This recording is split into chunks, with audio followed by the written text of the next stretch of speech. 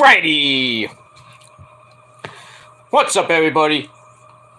Peter Gilmore here for video number 2 on this Saturday evening, March the 26th, 2022. We are live! Yes, indeedy, we are live right here on the Peter fucking Gilmore channel, youtube.com/Peter Gilmore. Thank you all for watching. Make sure you like the video, hit the subscribe button down below on this channel and all my other channels, which are in my pants, down in the description box. And as always, friend me on Facebook, follow me on Twitter and Instagram, share the video all over the internet. And don't forget to tap and slap that bell, turn on all notifications so you never ever, ever, and I mean ever, miss an upload. Pretty much all I gotta say about that. That's basically all I gotta say about that. So, like the video, share the video, hit the bell, get notified. Don't forget to smash that like button, smash the subscribe button, and I'll follow me on social media, because I said so. Because the prophecy is here for you. And that's pretty much all I gotta say about that. Alright, ladies and gentlemen, like I said, video number 2 on this Saturday evening. I just did a quick video on my Metal Guy channel. The link to the video will be in the description box after the video gets a little bit edited up and everything. After the video, so the video will be down in the description box. My rest in peace video to Taylor Hawkins of the Foo Fighters, who passed away yesterday at the age of 50. So I wanted to do a proper video for him. I talked a little bit about it last night on my Raw SmackDown review. So just wanted to do a proper video before I don't do it at all.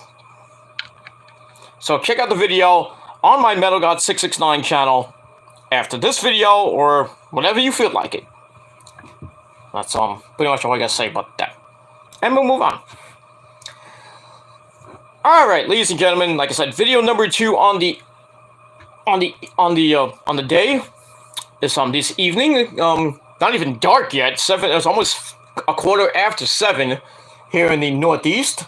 Sun's just about gone down. Still a little bit light outside, so got about another 15-20 minutes more of daylight.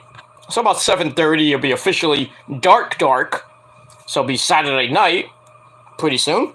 Hope you had a great day, a great weekend, the final weekend of March, as we're rolling into the next month, April, on Friday.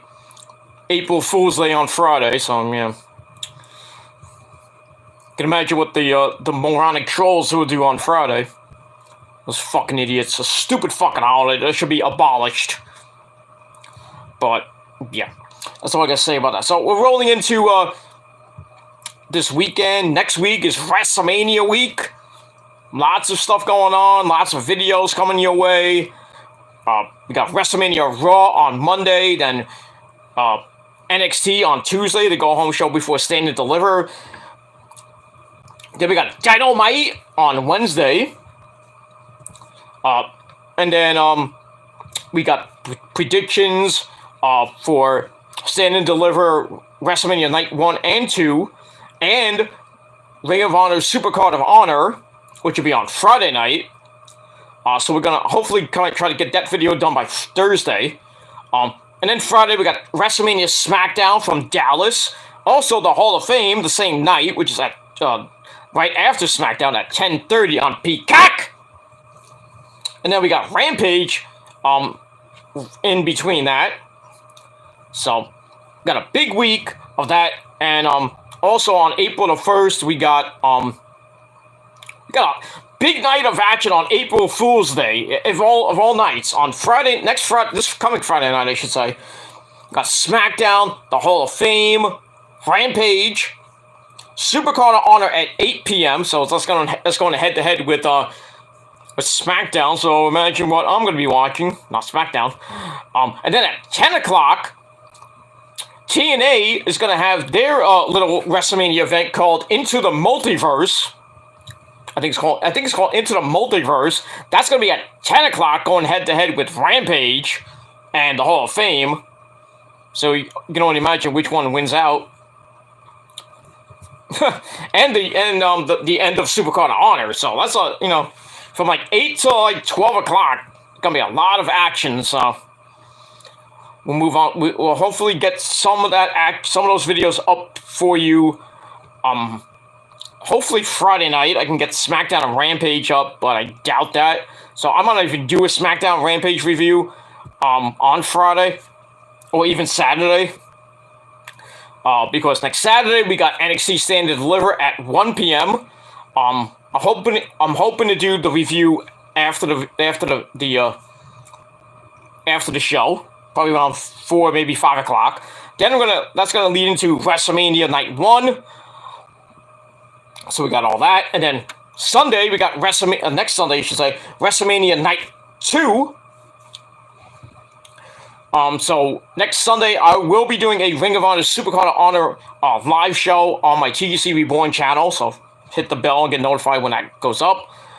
And then also, and then we got WrestleMania Sunday, and then next Monday, April the 4th, which is the Raw after WrestleMania, which is always interesting and fun.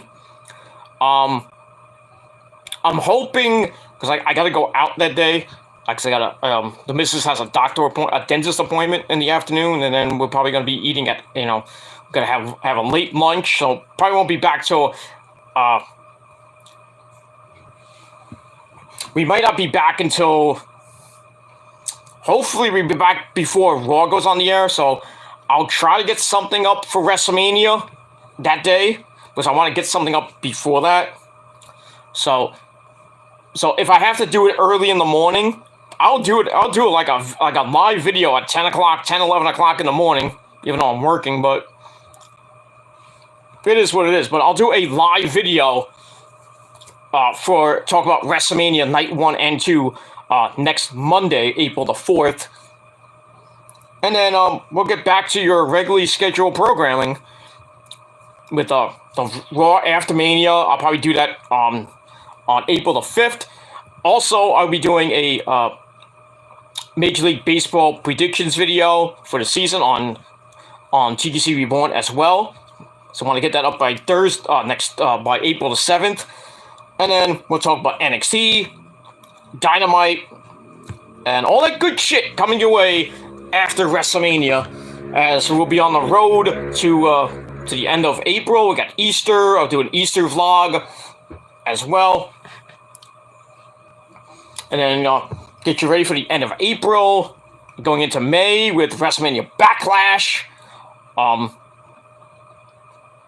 And then at the end of May, we got Memorial Day. I'll be doing a vlog on Memorial Day. Then we got Double or Nothing predictions and Double or Nothing on May the 29th, the day before Memorial Day. So lots of videos coming your way, ladies and gentlemen. And I hope you guys stay with me. Hit that bell. You have to hit that bell. Because if you miss out on one of those videos coming up, you're going to have to go back and watch it, because there's going to be a lot of videos coming your way over the next couple of weeks. And that's pretty much all I got to say about that. But hit the bell, get notified, and then you won't have to worry about it. Unless YouTube doesn't send out the videos to you, then you can blame Susan, that fucking fat cunt. But it is what it is. And that's all I got to say about that. All right, I got a big day tonight on here on YouTube. Besides my video, which is up now, we got Chase, my good buddy Chase, is going live in about 40 minutes on his channel with his final live stream on YouTube. So probably going into that later, hopefully whenever this video gets done, I'll go right into as I'm editing. I'll be in the chat. Then I might go on the panel later on if I feel like it, because the missus is not home at the moment. She's with her friend. Her friend had a colonoscopy yesterday, so she went over to check on her. I don't know if she's coming back tonight. It's already 7:30, so I doubt it. So I probably won't see the missus until tomorrow night, and I got plans tomorrow anyway. Yeah, drinking the shit Coke, not Pepsi today, but I really wish, like, you know, I got Subway today for lunch. I really wish they would sell Pepsi.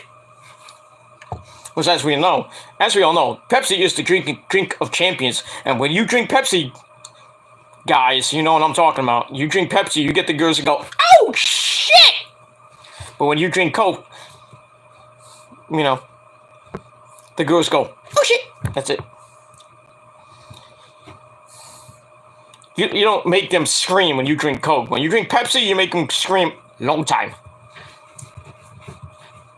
That's all I'll say about that. And we'll move on. So yeah, so, you know, got the house to myself for, I guess, tonight and most of tomorrow, even though I'll be out tomorrow afternoon into early tomorrow evening.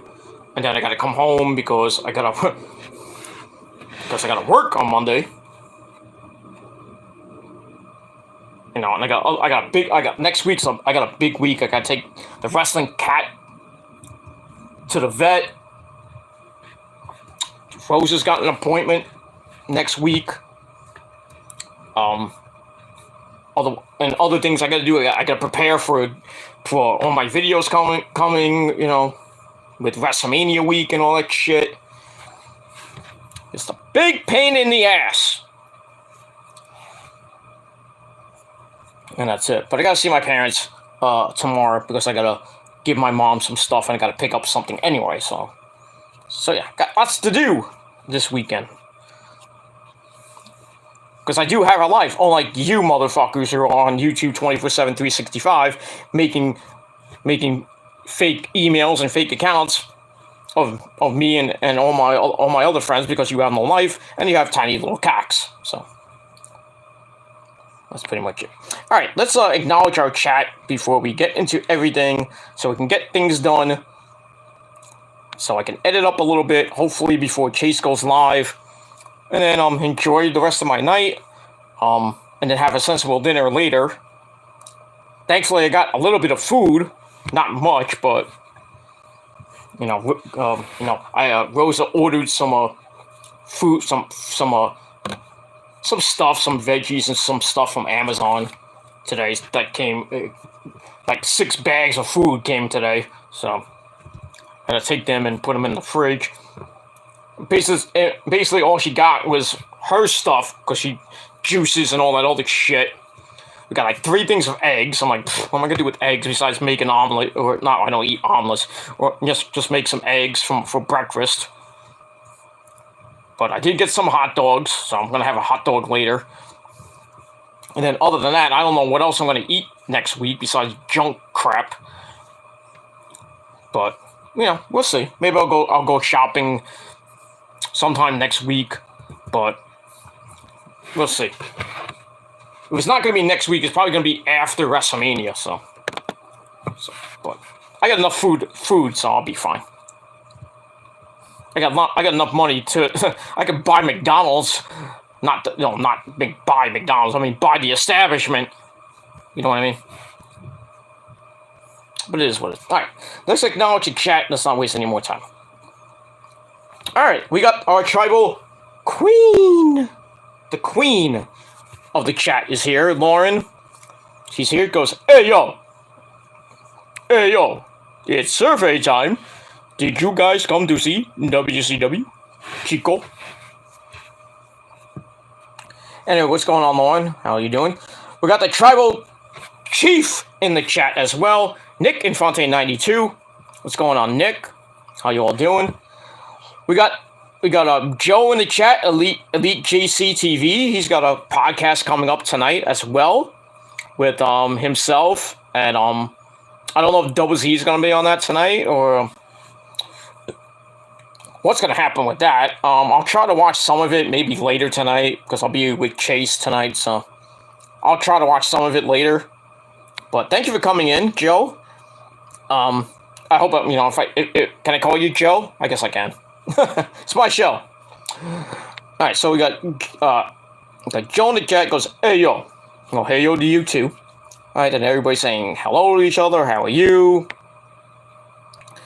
Joe's getting ready for his podcast in a little bit on his channel, Elite JC TV. So check it out.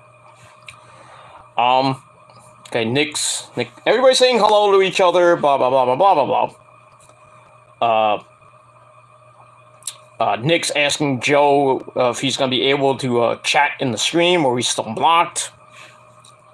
So move on from there. Laura says, queel.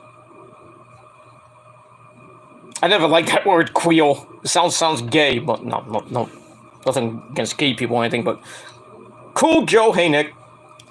Nick says, sorry to ask, Joe. That all. Alright, Joe says I can call him Joe. I'm just a regular guy. My name is Joe. Those who don't know me, I'm Joe. My name is Joseph Anoy, otherwise known as Roman Reigns, your tribal chief. Hey, Joe! How you doing, Joseph Anoy?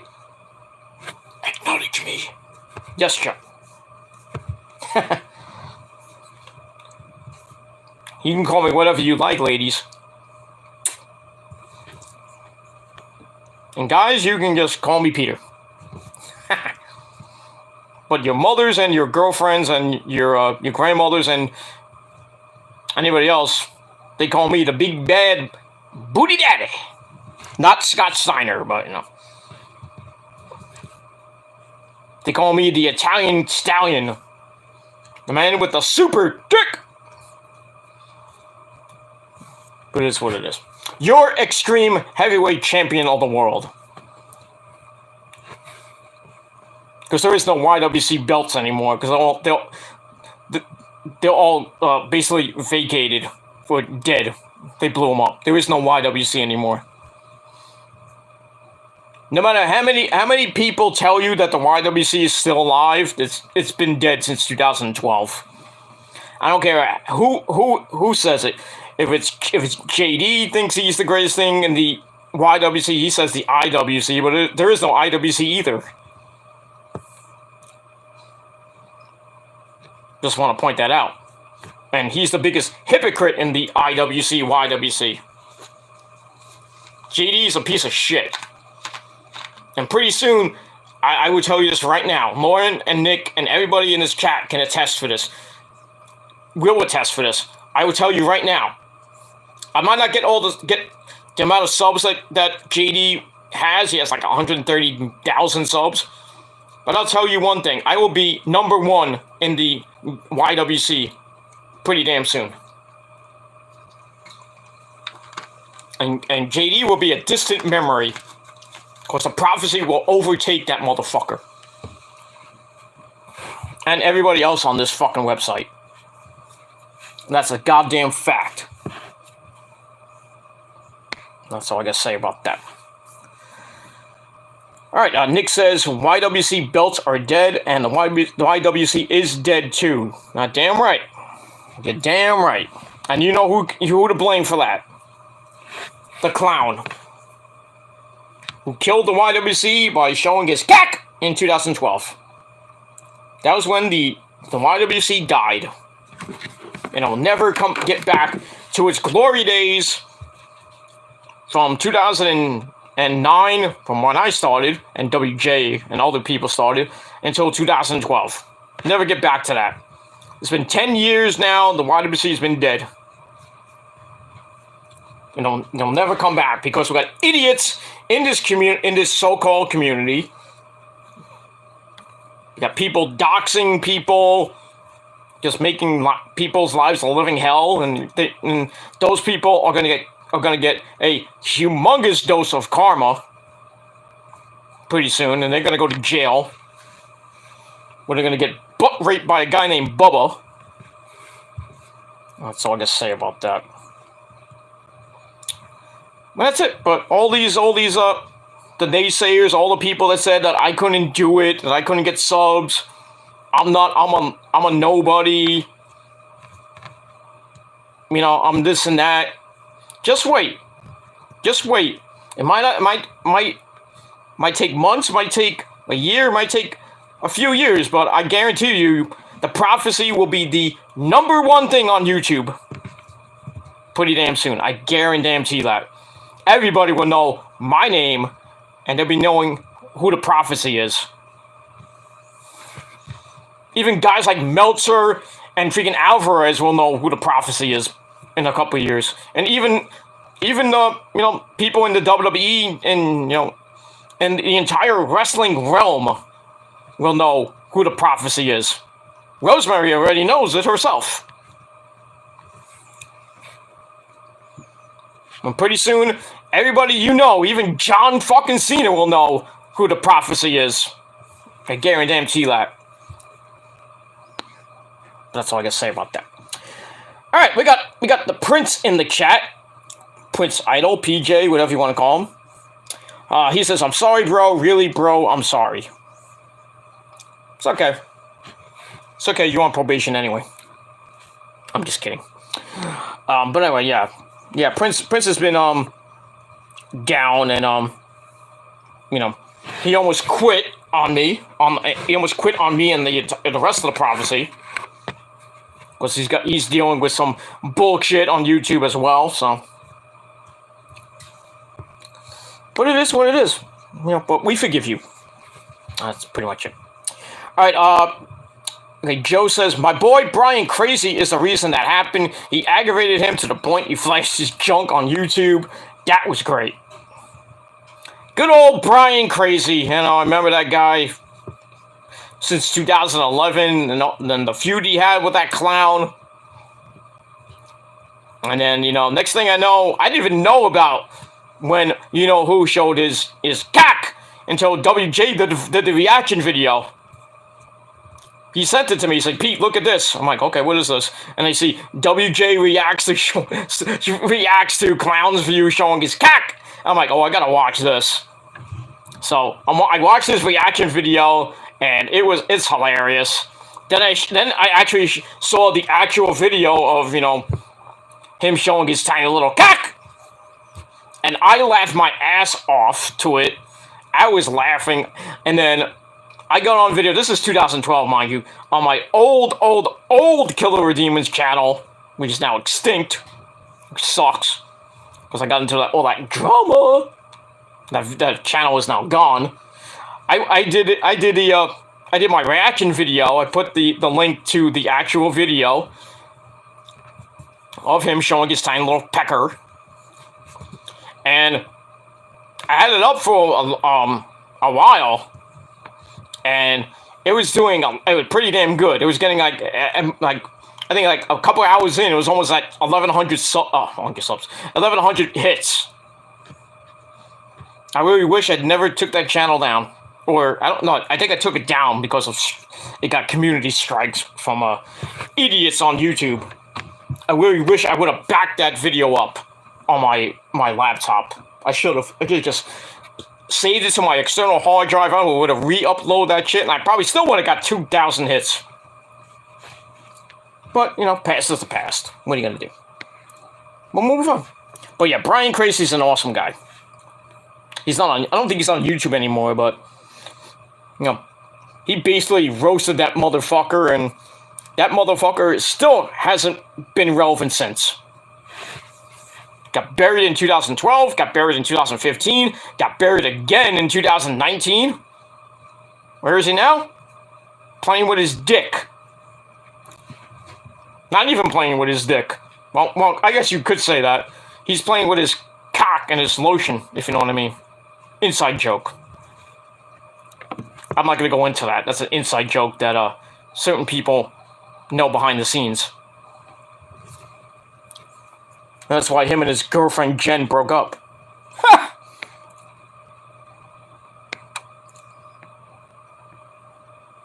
That's all I got to say about that. But yeah, good old Brian Crazy. He's a legend.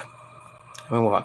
All right, Nick says, "I remember hearing about it through me. That's how I heard about the whole Clown's View flashing his cock." Yeah, I told him. I think I told Nick like to his face, like say, "Hey, you remember this guy showed his cock on YouTube?" Not the first person to flash his junk. There's been others that have flashed their junk and their ass on this fucking website, and somehow they're still here. Well, one of them was. One guy we all know, Bucksview, he's gone. But other people have showed their little junk and their ass, and somehow they're still here. I just don't understand that. Clownsview should have been in jail for what he did back in 2012, showing his cock to minors. He's still doing it to this day. Not on YouTube, of course, but it is what it is. And we'll move on. Alright, Joe says, nah, he stepped away. I tried to get him to come back. He's just not into it. I understand. He's got a family, now. I know he has a wife and kids, so he can't devote time to YouTube anymore. I understand that. I respect that. I'm the same way. I got a beautiful girlfriend. I got a great job. I can't devote all my time to YouTube. Even though all these stupid motherfucking trolls think I'm on YouTube 24/7, 365. Oh, how could you have a job and be on YouTube so much? I don't go on YouTube when I'm at work, dummy.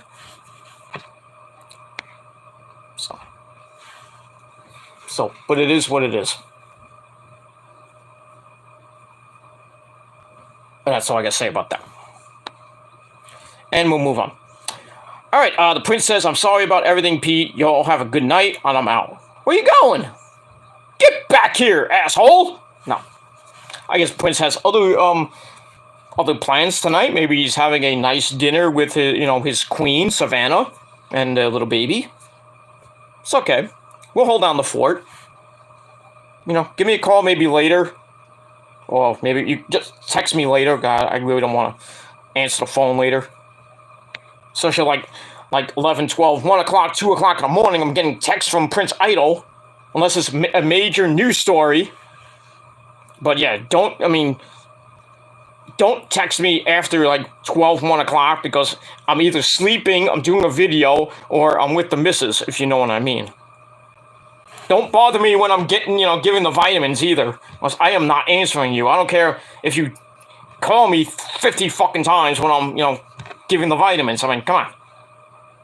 Gotta have my sexy time. You know what I mean?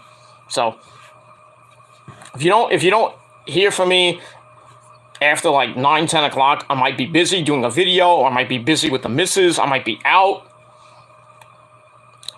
If I don't answer you, don't get mad. That's all I gotta say about it. But don't, like I said, do not text me at 12, 1, 2, 3, 4 o'clock in the morning, because I'm not going to answer you. And I have my phone on silent, so I barely get the message anyway until I get up in the morning. So, if somebody actually died, then I'll probably wake up in the morning and say, oh, he died? Why didn't you tell me? Oh, yeah, that's right, I had to, But anyway, yeah, so hopefully the prince has a great night, and, we're praying for you, my man. That's all I gotta say about that. Get your shit together. And you're always welcome on my show. You can always talk to me. When I'm not busy.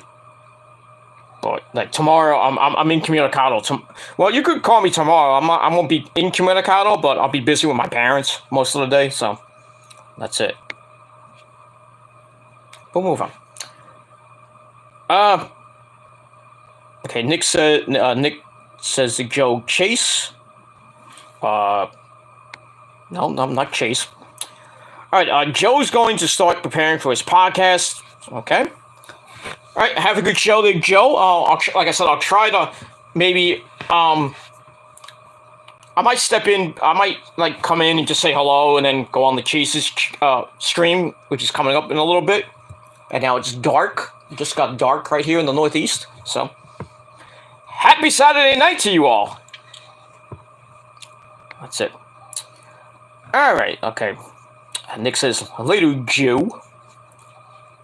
Go have a cup of Joe. That's coffee for you stupid people at home. We'll move on. Alright, so that's it for the comments for now. Feel free to keep leaving your comments and talk about the world of wrestling. music. We already talked about Taylor Hawkins' death. I have videos up now on my Metal God 669 channel, so check it out. And anything else you want to talk about? We'll talk about it for a little bit. Shoot the shit. But I want to get this video done. Then go right into Chase's stream while I'm editing. I'll be in the chat for a little bit, and then if I have time, I'm not too tired, I'll go on Chase's panel. Just wish him well in his future endeavors, if you will. And we'll see what happens with that. And we'll move on. All right, ladies and gentlemen, I hope you're sitting down. I hope you got a nice beverage. If you're eating something, I know it's like almost 8 o'clock. Some people are eating their sensible dinner right now. But right now, ladies and gentlemen, buckle up, get ready, because it is time. It's time for your AEW Dynamite and AEW Rampage reviews for this week, March the 23rd, 2022, and March the 25th, 2022, from Cedar Park, Texas, outside of Austin, Texas. All right, so coming off last week's pretty damn good show, we saw Thunder Rosa win the AEW Women's World Championship in the cage against Britt Baker, baby. We come into this week with some exciting action on Dynamite. We had an 8-man tornado tag team match between the Hardys, Matt and Jeff Hardy, dude, teaming up with Sting and Darby Allin as they take on the AFHO. That's Andrade's group of the Butcher and the Blade and Private Party. That was one of the main events there. We did hear from Thunder Rosa, a week after winning the belt. We also heard from that dipshit from Long Island, Maxwell Jacob Fartknocker, about what he did, how he screwed over Wardlow. And some interesting stuff happened with that.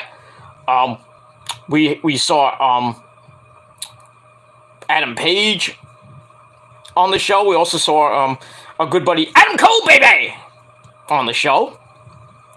Some good stuff on Dynamite. And then on Rampage last night, we had Keith Lee. Keith Lee was at the end of the show. We had Ricky Starks defending the FTW title against Prince Idol's great cousin, Shane Swerve Strickland. Whose house? Whose house, ladies and gentlemen? Swerve's house. So we got that. We saw the man. No, not Becky Lynch. The man. We have to send for him. Hook. He was in the ring for with QT Marshall. Not with that certificate of achievement segment. It's ridiculous. And then we also had some other action on Dynamite. We had a big announcement from Tony Khan regarding the Owen Hart tournament, the women's side of the tournament, not the men yet, but we did find out that the Bunny, Allie the Bunny, will be taking on a mystery opponent on Wednesday night. And from what Tony Khan says, it's a woman that he just signed to the company.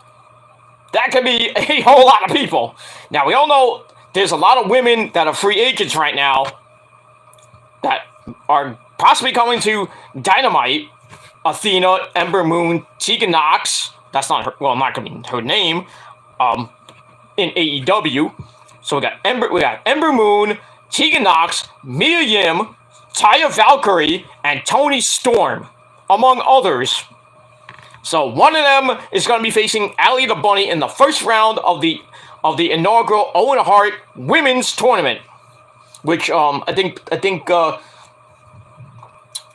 I don't think the finals are going to culminate at Double or Nothing. I think they're going to culminate sometime in June or July, probably at Fyter Fest. I mean, we have to see, because they're starting it now, so I would think, I don't know how many rounds there are going to be in the men's and women's tournament, and how many people are going to be in this damn tournament.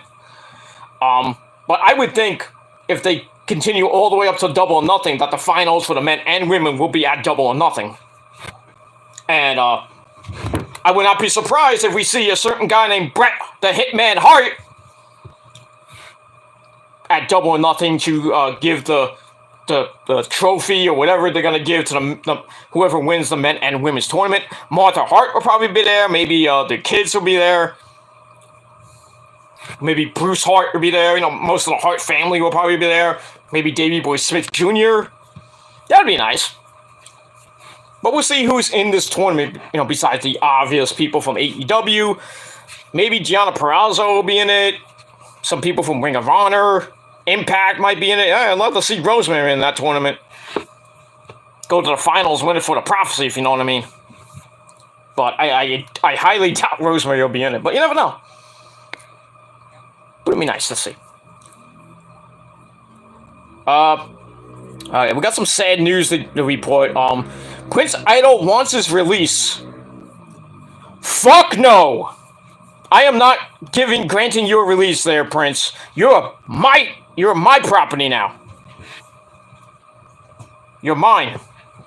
I don't know why would you want your release? I didn't do anything to you. I know you're dealing with a lot of shit. Not my fault, by the way. I mean, come on, stop fucking around there, Prince. Stop fucking around. I'm being serious. Stop fucking around. Talk to Lauren, talk to Nick, talk to me behind the scenes. We'll get your head right. But don't, you know, I mean, I'm not releasing you. You're an integral part of the Prophecy.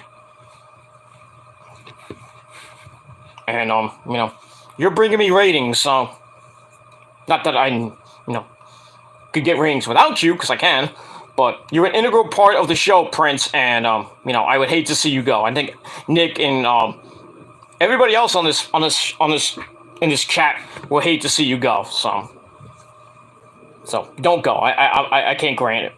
I'm not gonna make you like Mustafa Ali and just keep you and just let you not do anything. But you know, I'm not gonna grant you release. So sorry. So yeah, talk to me and Lauren off air, behind the scenes about that. All right, just yeah, I think Prince is just depressed because all the drama with certain people, you know the Dick Dave Rose and YR and those douchebags.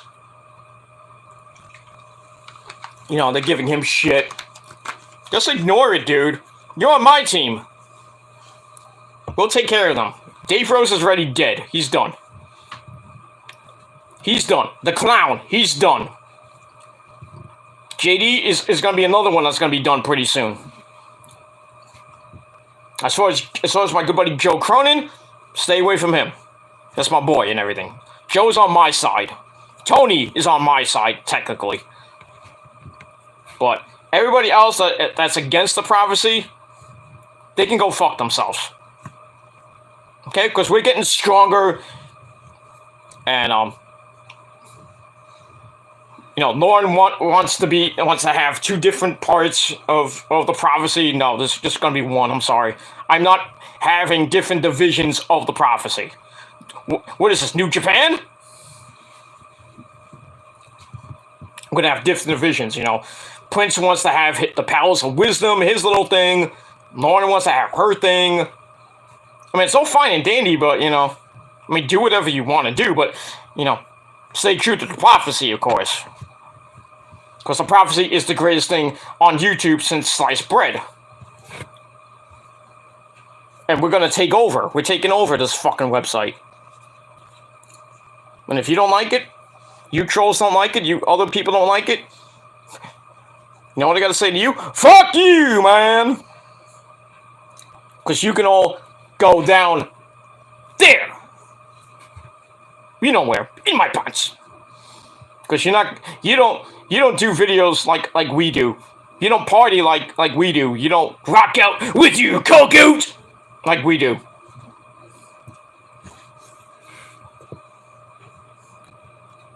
That's all I gotta say about that. So yeah, Prince just talked to Lauren off air. because I'll be a little bit busy tonight. But I'll try to talk to you sometime later tonight before maybe I go to bed. Maybe I'll text you before I go to bed. But I'm gonna be a little bit busy tonight, so but if not tonight, maybe sometime in the morning tomorrow. We can talk sometime early tomorrow, before like 1 o'clock, because I got a doctor appointment at on Zoom. So I'm going to be busy about between 1 and 2. So, and then I'm going to be going out after that to my parents' house to have dinner, and I got to get some stuff from my mom and bring it home. And then I got to meet up with the missus too. So, but yeah, we'll talk. Me, Lauren, and Prince will talk off the air later tonight or tomorrow. Okay. So Prince, just relax, Prince. Just relax, okay? I really don't want to lose an integral part to my show. Okay? I really don't. So, just talk to Lauren. Just talk to me and Lauren off the air, behind the scenes, and then we'll Don't make me come to Texas, there, Prince. I will kick your ass. I set you straight. Me and Lauren will do that too, and Nick too. We'll all come to the palace of wisdom and whip the fucking shit out of you. Smack the fucking shit out of you. Wake you up. It's like, you will join the prophecy and you're gonna like it. And if you don't like it, you can suck my ass.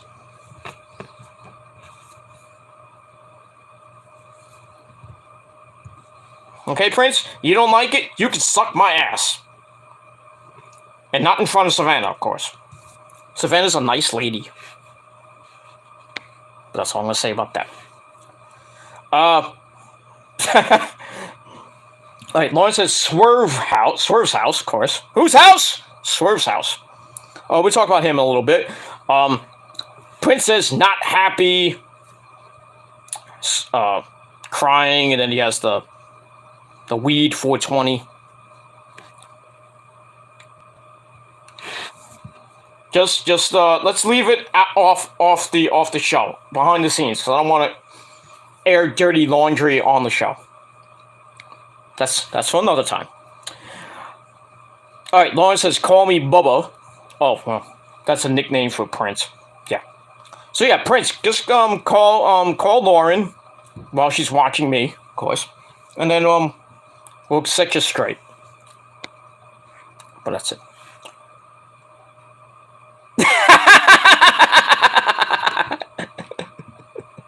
I knew it. Prince makes me laugh, man. I love the guy. Not like that, of course, but no. Prince, you make me laugh. I mean, you know. I mean, what would I do without Prince Idol? I mean, I think my show wouldn't be this good. I wouldn't have 5 people watching my show, and at times 8. But that's gonna be climbing. That 5 is gonna become 10, become 15, and pretty soon it might become 100 or more. We'll get to JV levels eventually. But I digress. But yeah. Oh my god, but Prince, you are a riot, dude. This is what he said, ladies and gentlemen, and I quote, Prince says, I'm not happy because I didn't get the prophecy that the ice cream bars they wanted. LOL, I got you guys so good. You bastard. Well, it would be nice to have prophecy, ice cream bars. Speaking of ice cream, I had some Carvel ice cream last night. Me and the missus got some ice cream, we ordered from DoorDash. And how much we paid? 20 goddamn bucks. That's with tip and the fees and everything. $20. I got a nice little cup of pistachio ice cream with rainbow sprinkles coconut. I'm going to eat them, and then I'm going to hit you with a gun. For a final flash. Because I like sprinkles coconut. Sprinkles. Okay, Vegeta. I didn't sound like Goku there. I sound like Krillin. God. Fuck Krillin. Hey, it's Krillin. I die every episode. Because I suck. Speaking of Dragon Ball, anybody see the new trailer for Dragon Ball Super? Dragon Ball Superhero, the new movie that's coming out. Quick shit. Hey, they show Gohan's going Super Saiyan 4. Woo, that's great. Show him going Mystic Gohan. Mystic Ultimate Gohan Super Saiyan 4. Whoop-de-goddamn do. Whoop-de-goddamn do. Fuck Gohan. It's all about Vegeta. That's it. But, Broly's in it, I know that. I think Broly goes Super Saiyan 3 or maybe 4. He can do that. I mean, basically anybody in the Dragon Ball universe can go basic Super Saiyan 4 and beyond. Even the women. But, you know what's sad? Here's the sad thing about Dragon Ball. And I love Dragon Ball. I love Dragon Ball Z. I hate GT. I hate Dragon Ball. The original Dragon Ball sucked, by the way. Dragon Ball Z is just legendary with the Saiyan saga, then the Frieza saga, the Cell saga, even the Cooler saga, and then the legendary Majin Buu saga. Boo, eat you up! Boo, eat you up! Boo, turn into a cookie!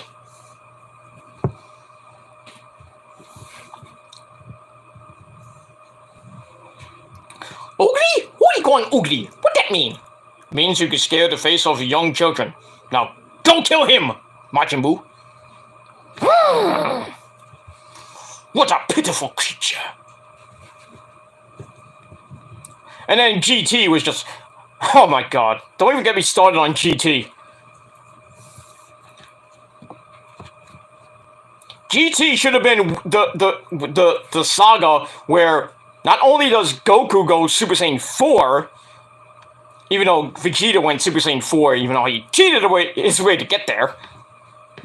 I don't need to go Super Saiyan 3. Oh, I'm Vegeta, the prince of all Saiyans.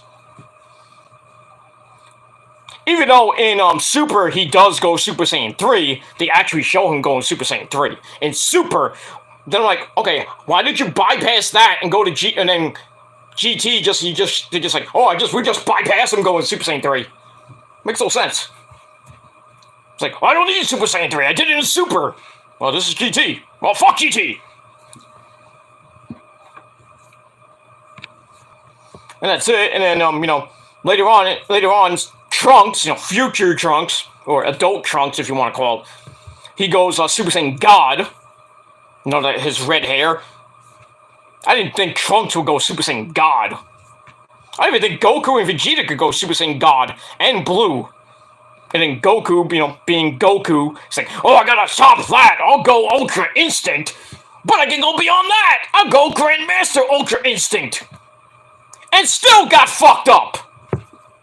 How can Goku, probably one of the greatest characters in Dragon Ball history, he's Grand Ultra Instinct Goku, still gets fucked up by Jiren. How is that possible? Well, it's Jiren, of course. Jiren's probably like stronger than Goku, and he fucked him up.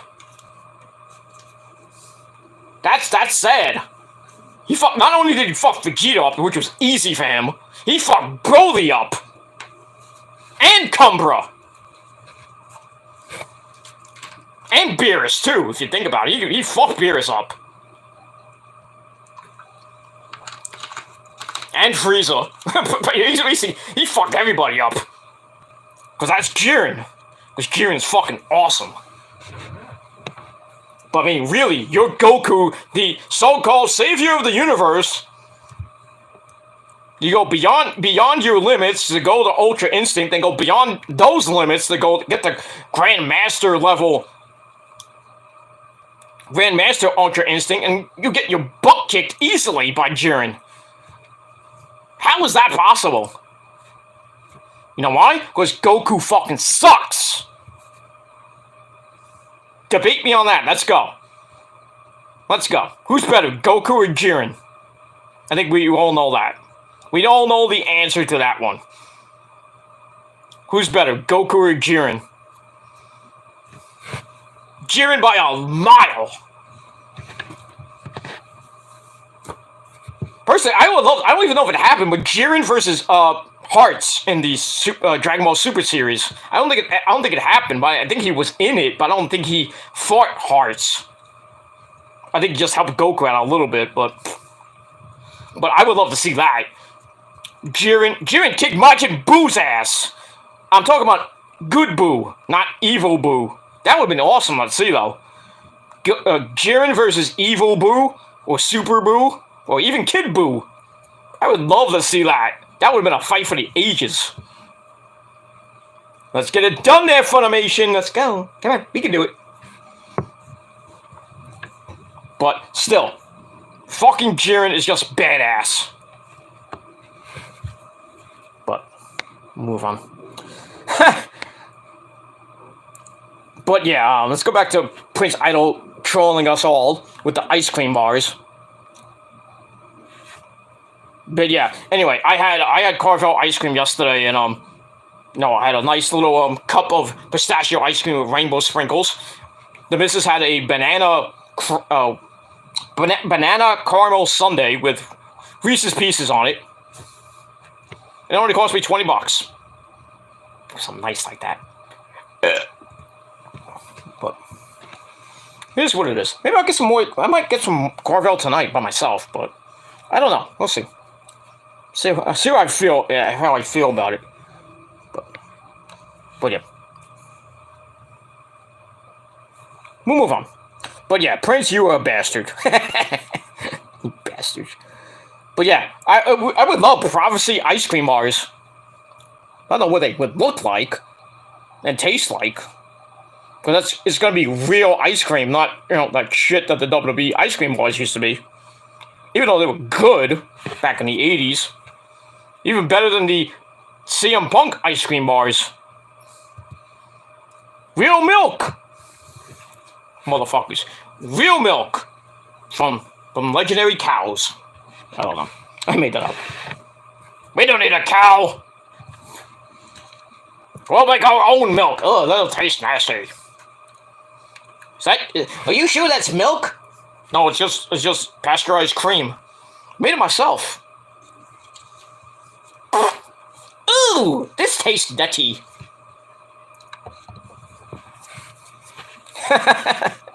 But I digress. But yeah, ice cream bars, I would love that. Let's do it. Let's do it, my friends. Let's do it. Like Paul Stanley says. Let's do it. Whoa! Okay. That was pretty good. I actually did that pretty damn good. Somebody clipped that and sent it to Paul Stanley. You need a backup singer for Heaven's on Fire? There you go. I think I can hit all those high notes that Paul Stanley used to hit. I mean, he's 70 years old and still kind of hit those high notes at times, but not as much. Gene Simmons is 70 years old, and I saw some commercials that he was doing. I'm like, dude, and he can't hit those high notes that he can hit when he sings Unholy. But now, because he's older and his voice is kind of shot. But lately, the commercials I've seen of Gene Simmons singing, I think he's got those high notes again. And I commented on the video on YouTube. I said, Gene, please, for the love of God, before Kiss actually supposedly really ends, retires, can you give me like a high note for Unholy, please? Unholy! Give me that, please. So I can die a happy man. But that's it. So, will I ever go see Kiss? Pfft, probably not. I would have to sell my soul. Not to the devil, of course. What do you mean, Gilmore? You sold your soul to me many months ago. Months ago? I thought you meant years. Oh, that's what I meant.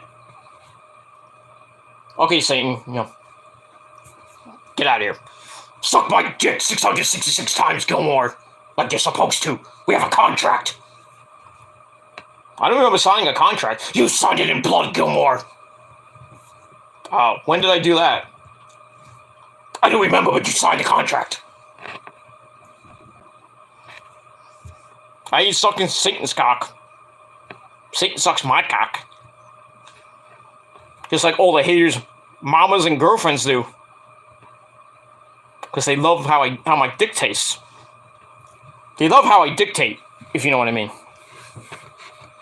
And my dick tastes fine.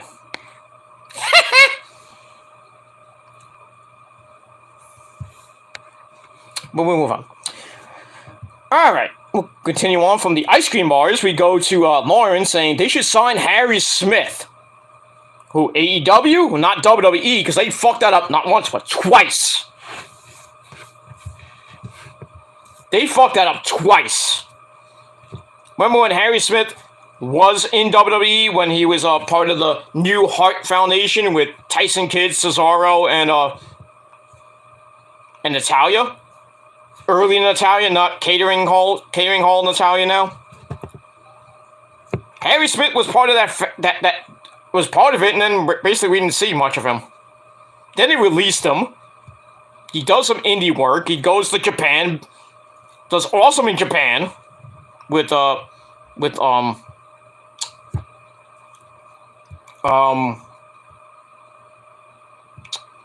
Japan. It was Japan. In Japan, it was the GCW tag team belts with, I think it was him and Lance Archer.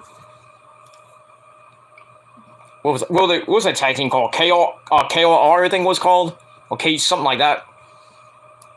The Kill Elite Squad, I should say. That's what it was. Didn't have to tell me. Yeah, him and Lance Archer was just legends in Japan. He's still a legend in Japan. Harry Smith. And then yeah, did some indie shows. He actually came to Brooklyn one time, and lost to Darius Carter, of course, Mr. Darius Carter, the bastard. But he's a great guy. Yeah, I met Harry Smith. I met his brother Teddy Hart, a great guy, even though he's kind of loopy. He's a good guy, but Teddy Hart's kind of his career is just with domestic abuse, drug use, and just an all-around dick at times. But still, he's a great guy when he's not fucked up in the head. Teddy Hart's a good wrestler. But when he's fucked up on drugs or he's, in an abusive relationships, he's just a dick. But yeah, I met Teddy Hart. He's a great guy. He gave me a free shirt, by the way. He was so gracious to the fans. He's like, all you fans up, take a picture with me and my brother Harry Smith for free in the ring after the show. I'm like, this is great, man. At most shows, you have to pay $10 to see a wrestler after the show. But Teddy Hart's like, fuck that. We got about 200 people here. I'll stay until 1 o'clock at night in the freezing cold. No. And I will take pictures with everybody here. And he did. So, Teddy Hart's not a dick. He's still a dick at times, but not a total dick. As we all know, there's a lot of wrestlers who are total dicks in the community. MJF. I digress. We'll move on from there. But yeah, Harry Smith, if he does sign with anybody, I would love for him to go to AEW. See what I don't know what it would do with him. Maybe team him up with Lance Archer and kind of reform the Killer Elite Squad. I would love to see that. Go for the tag team belts. Them and the Bucks would kick the crap out of each other. Or maybe them against the House of Black. I would love that. But like I said, I don't know if Tony Khan would sign him. I would have him either go back to Japan or maybe go to Impact. Because I don't know if MLW would do anything with him or even Ring of Honor. Even though Tony Khan owns Ring of Honor now. So, it's like, hey, Harry Smith, you want to join? You want to join AEW or Ring of Honor? I own it now. Why not? Well, I got my buddy Lance Archer here. Let's reform the Killer Elite Squad. Go after the tag team belts. The Killer Elite Squad against the Briscoes. think that happened already, but I'd like to see it again. Give me what I want, Hunter! Oh, sorry. Now, speaking of Hunter, they talked about him last night on SmackDown. You know, him retiring and everything from in-ring competition. Yes, you know, but, you know, Hunter went out on a good note. Let's just say that. 30 years of the game. Now he's just, you know, sadly he had that, you know, he has like I can't even say the goddamn word. The defibrillator in his heart, so where he can't wrestle anymore.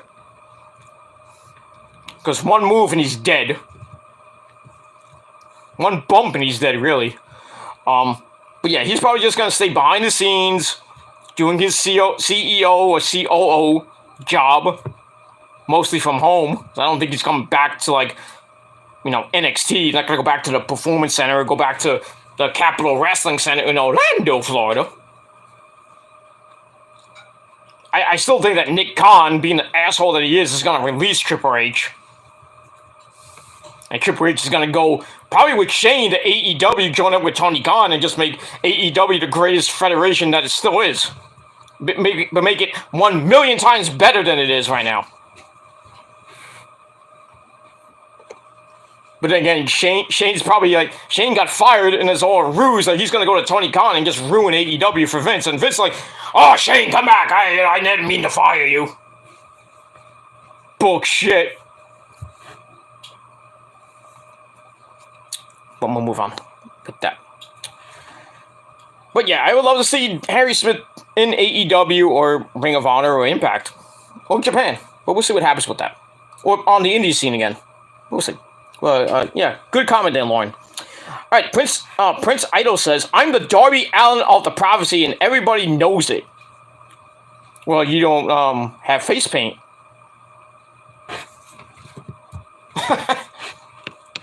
Yeah, and your theme song is not of the Darby's theme song, you know? You know.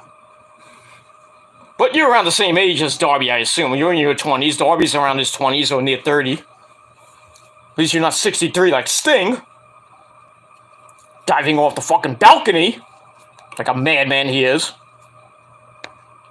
It is what it is. Ah! Sorry, I had to do that for Issa. The Demon Diva, so. What are you doing there, Wrestling Cat? Wrestling Cat's taking a snooze. Alright. We'll move on. We're going to get to these reviews pretty quick. In a little bit. I promise you we're going to get to them. But we have a lot of comments. We're having fun. We're shooting the shit. And if you don't like it, well, fuck you, man. Because we rock out with our cocoot. Prince loves when I say that. That's my catchphrase now. It should be a shirt. Ahem. Prince, Lauren. Prophecy should have their own t-shirts, god damn it. I can make my own t-shirts, you know, my dad and my uncle own a print shop. They make t-shirts. All I gotta do is give them the money. Just make, we gotta come up with an actual design that's not copyrighted by other people. Because I don't wanna, you know, make a shirt and have a picture, and then a band like In This Moment or somebody says, hey, you can't use that. That's copyright. Then I have to scrap the entire fucking production of the shirt, and I lose a lot of money. But we can get prophecy shirts. I'd love to have that. Sell them for $20 a pop. Wouldn't you like to have a prophecy shirt? I think you would. Prophecy shirts, prophecy ice cream bars. You know, we'll have different shirts. We'll have just something that says the prophecy with a logo on it. And maybe, I don't know, something on the back. I don't know what it would say on the back. Maybe just the prophecy forever or something like that. I don't know. And then we'll, you know, and for, you know, just for Prince, we'll have shirts that say, rock out with your cocoot. But then again, I might get sued by Motorhead. Well, I don't think I would, because it's the same from a song that called "Rock Out" by Motorhead, but you know, it's a line from the song "Rock Out" by Lemmy and Motorhead. But I don't think I would get copyright for just using "Rock Out with your cocoon," you know, as a T-shirt idea. I don't think so. My idea.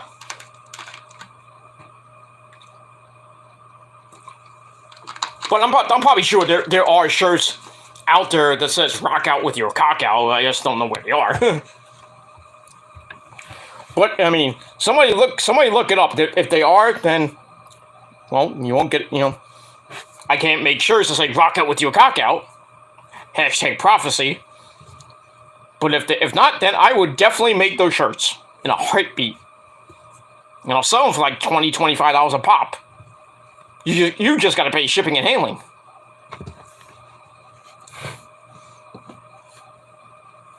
And all I got to do is just basically ship them out to you. That's, you know, I got to pay for shipping and handling too. So, you know, because I got to send it out to you fine people. Do I have a shirt underneath? I think I do. Yes. All right.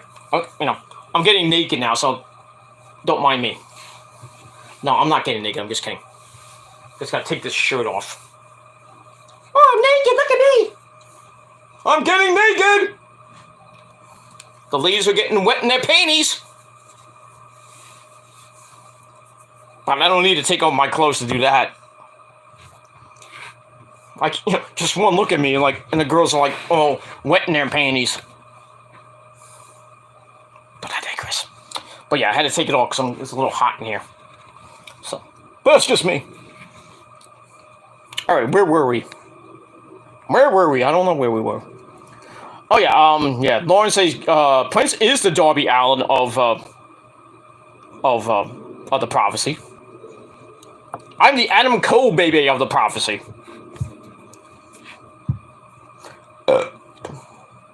And Rosa is the queen of the prophecy, so, as she should, because she is. She's the queen of extreme, of course,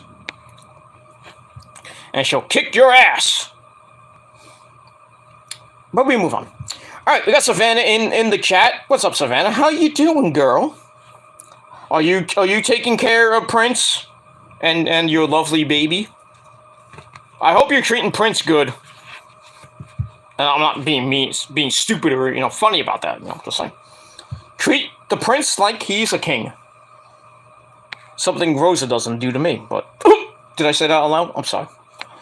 Anyway, Savannah says, my husband is okay. He's just not happy about the ice cream bars not being delivered to the prophecy. I'm going to have a talk with the postal service. Give me my ice cream bars! Give me what I want, Hunter! We need ice cream bars. Damn it, we should have ice cream every day, 3 times a day. Breakfast, lunch, and dinner. Ice cream.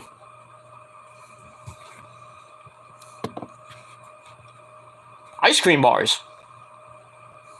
It's the start of a new day, or whatever. Anyway, we'll move on. Yeah, but yeah, I'd love to have some ice cream bars. Move on. All right. I guess this guy's a new Bosty's World, not Bobby's World. Remember Bobby's World back in the day with, you know, with Harry Mandel and you know, doing his voice. Who's Bobby? I'm Bobby. Sound like Elmo. I'm Elmo. Elmo says I have a small cock. Okay there, Elmo. Did you tell Grover that? Super Grover.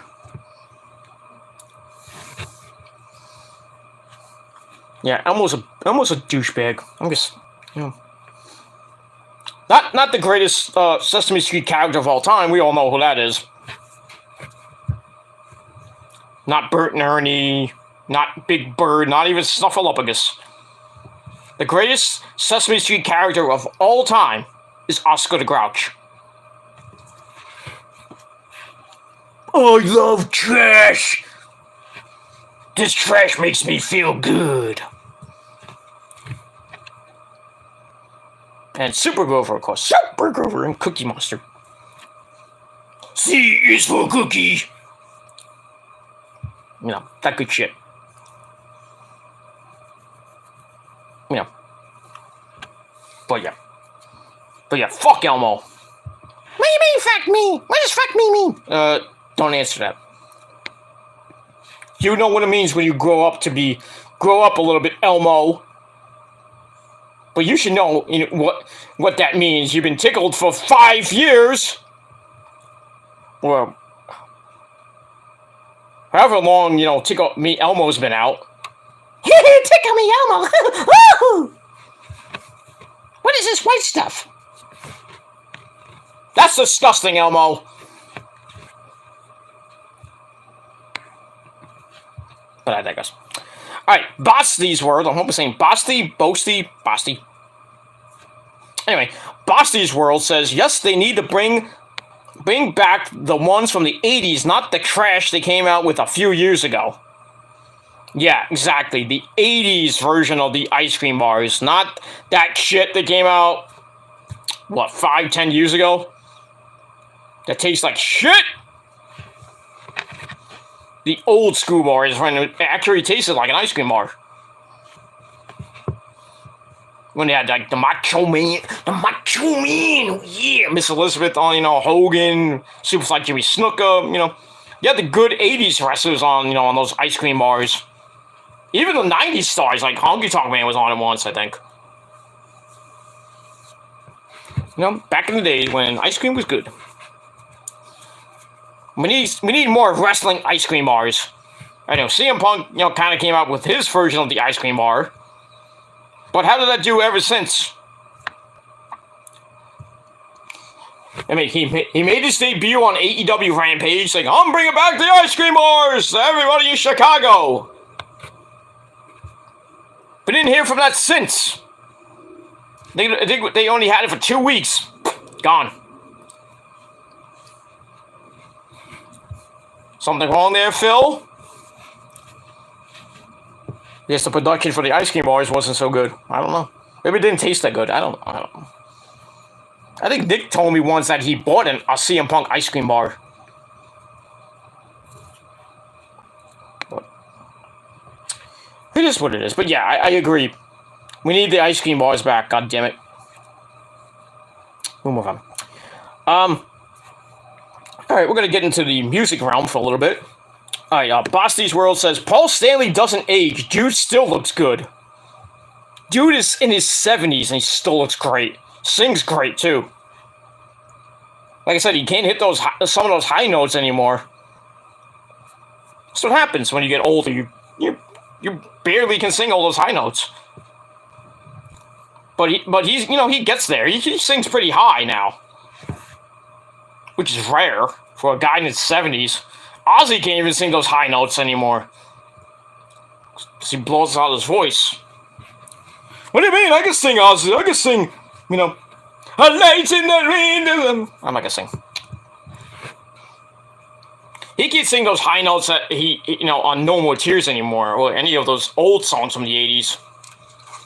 But still, Ozzy can rock out with his cock out.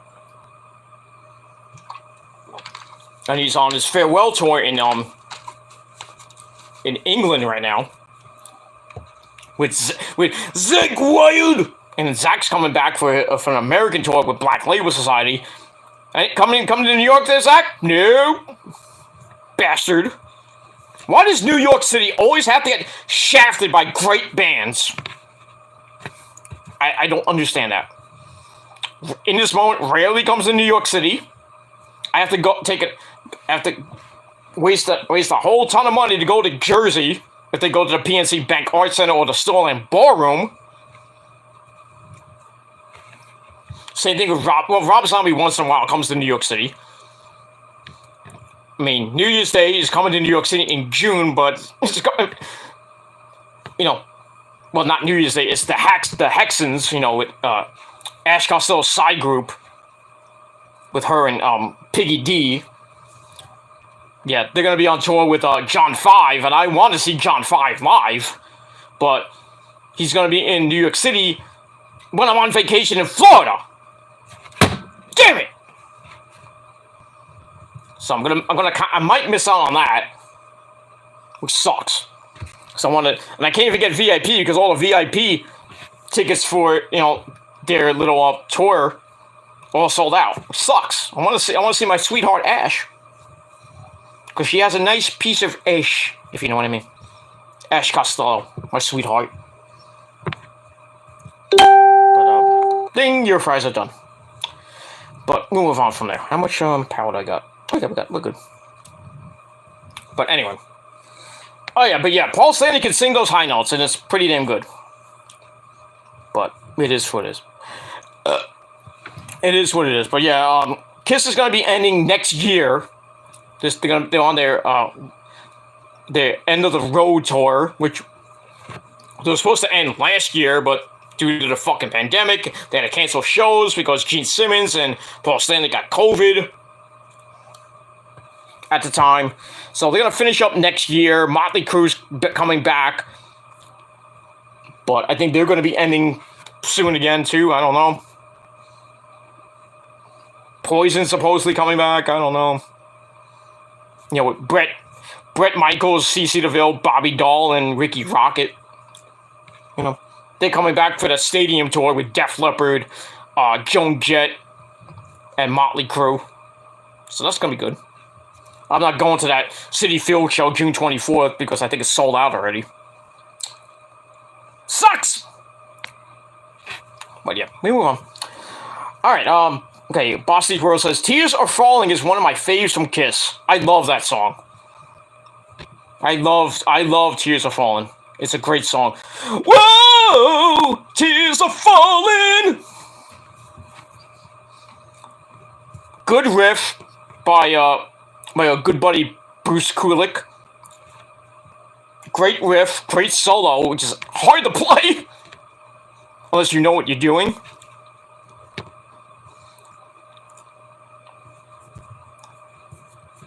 You talk about Ace Frehley's riffs and solos. When Bruce joined the group, don't talk about Vinnie Vincent because his solos were like But when Bruce Kulick joined the group, those solos were just amazing. The pinch harmonics and just the way he played was just amazing. And then they had to bring, when they had the reunion tour in '96, Bruce didn't want to put on the makeup. I don't blame him. They never should have put the makeup back on. That's just my opinion. I like Kiss. I like Kiss the original Kiss with Gene, Paul, Peter, Chris, and Ace. With the makeup. That's legendary. I always will love them. But I like Kiss in the '80s and early '90s without the makeup. And I think my favorite album by during the non-makeup days is either Animalize or Crazy Nights. Just saying. But yeah, Tears of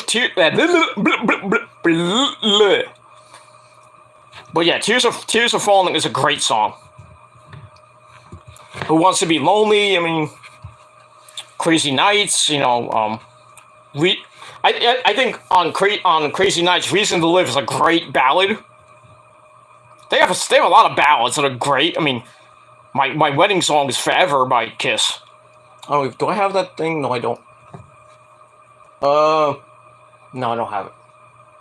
I have a thing that when me and the missus got engaged, her family made a crystal thing. I think in crystal with a heart, and it has some of the lyrics to Forever by Kiss in it.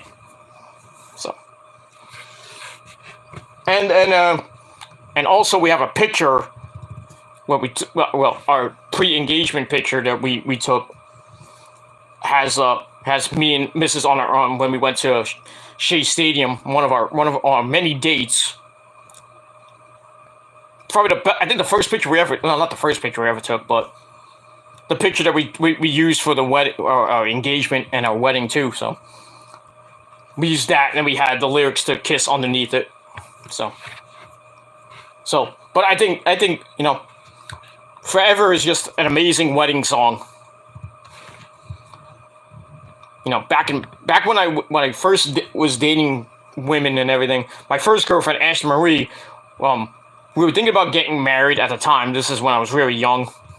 Not young, but when I was close to 30.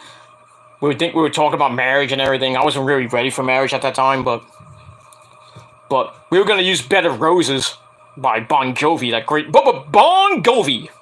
Or Bon Jovi and Bon Jovi. But yeah, we used Forever by Kiss, so. But there's many others I would have used, but I think Forever by Kiss is just legend. Wait for it, Gary, legendary. Well, we move on from there. But yeah, can't go wrong with Kiss. Kiss. I'll move on that. All right, final comment by Bosty's World. He says, "Cack, cack. I'm gonna show you my cock. It's really tiny. That's why you're not with a chick. How do you get, you know?"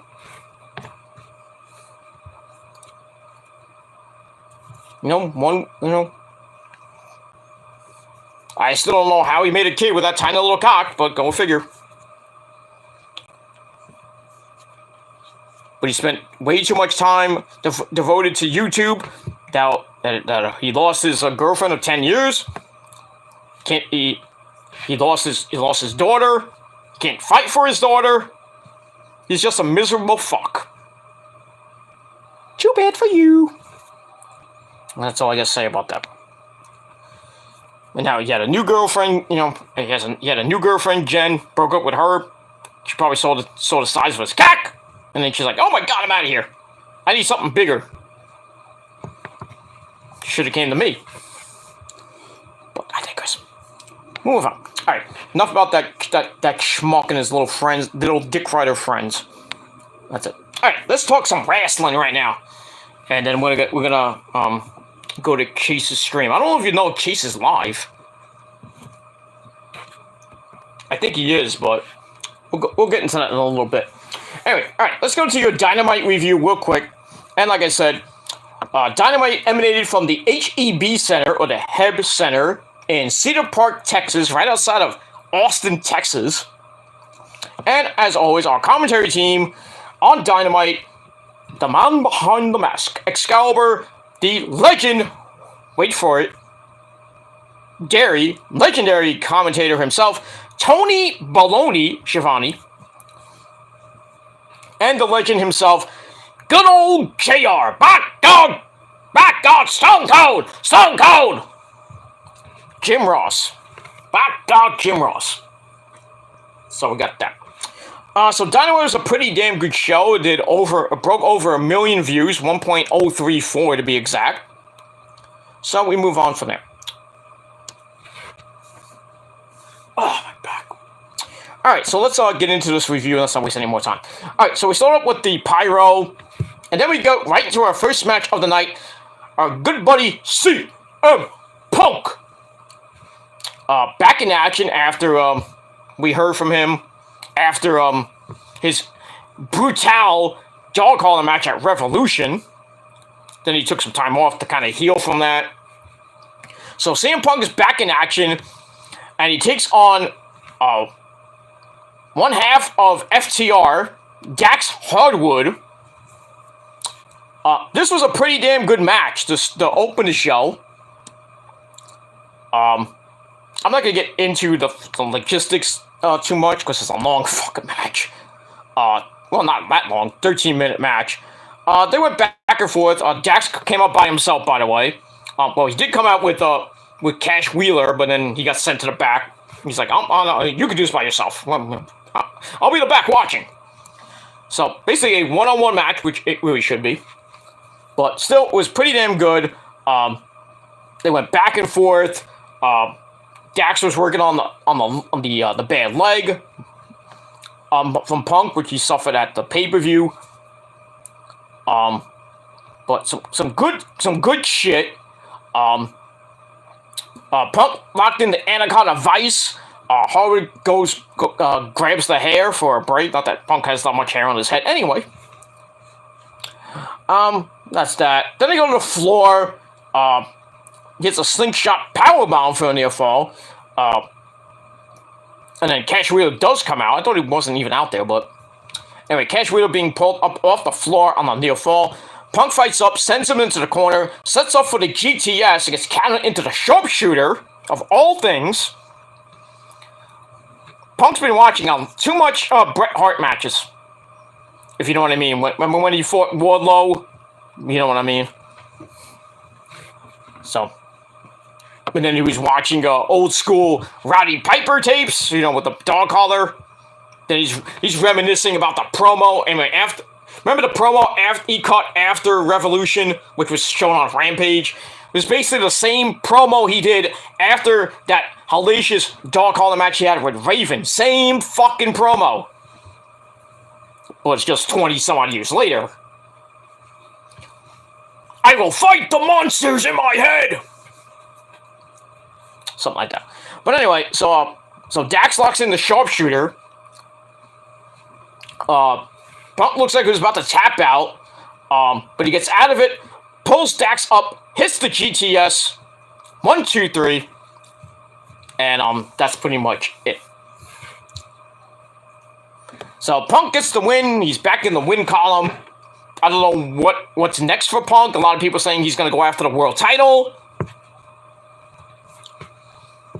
I don't think so, because I think a certain guy named Adam Cole, baby, still has a little bit of beef with Adam Page. But I would not be surprised if we see Adam Cole, if he does when he does win the world title, go after him and Punk go for the world title, probably like at Fyter Fest or a Fight for the Fallen, or maybe a Grand Slam. But we'll see what happens with that. But a great match nonetheless. 3.5 out of 5 stars for that. 13 minutes almost for the match. We'll move on from there. Alright, then after the match, Punk singles that he wants the title. Obviously. And that's it. Alright, after that, we get the Jericho Appreciation Society. Or the JAS for short. I think they were in the, I think they were in the back. They love that there's a photo of Johnny Hungy, John Silver, meeting Chris Jericho as a kid. What's with all these freaking promos showing, like, hey, this is me and you 20 years ago. Oh, MJF and Punk. They're bringing that shit up. I'm like, all right, yeah, I remember you were a young guy meeting me 20 years ago, but this is 20 years later. I'm gonna kick your ass. But anyway, so they show that being the same ring puts Johnny Hungy on another level, but not on the same level as them. Basically, the team looks around for Eddie Kingston, Santana, and Ortiz, who they know are basically gone. And then Jericho's like, you saw that? That's entertainment. Goes with sports entertainers. Just like my show, it's entertainment. Not sports entertainment, it's entertainment.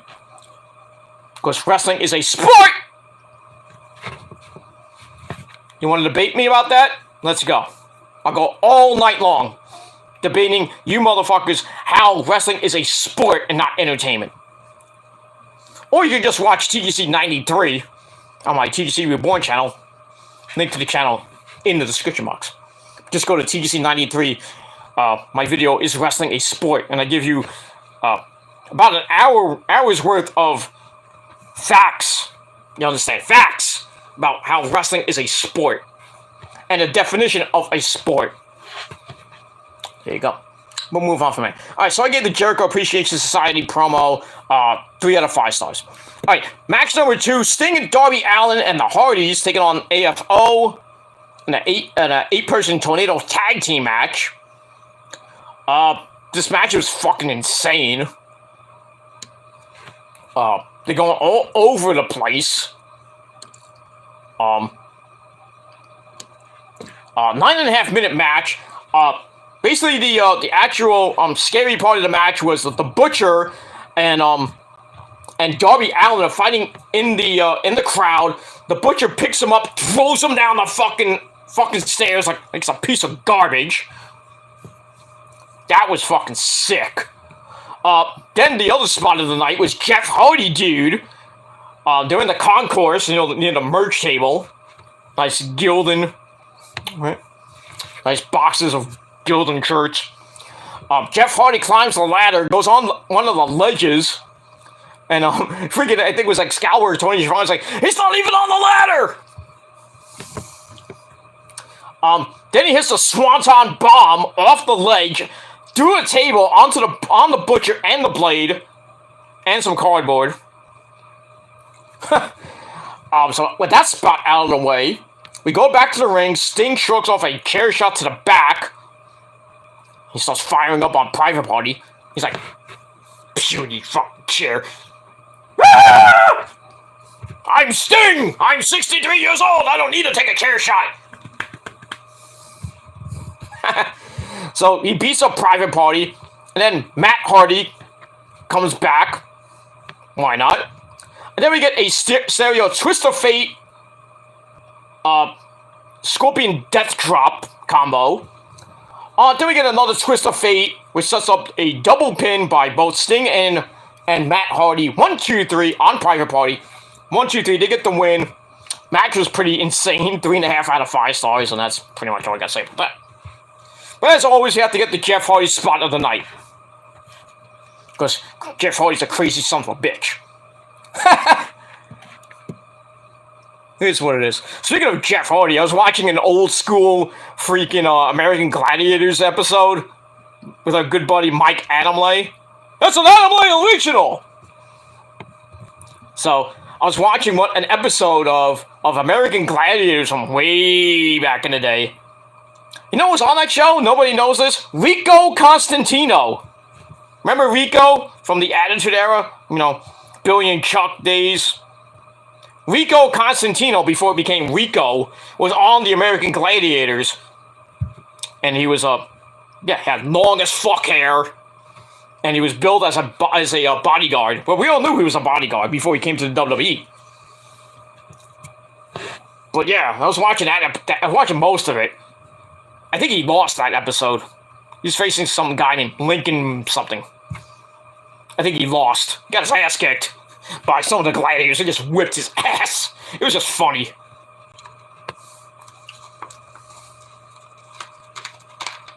Yeah, good old American Gladiators back in the late 80s, early 90s. And part of the 2000s when it became American Gladiators 2000, which was just insane. And then the rebirth with Hogan and Layla Ali, which is horrible! I mean, it's still around, I think, in the UK. They still have versions of the American Gladiators. Why?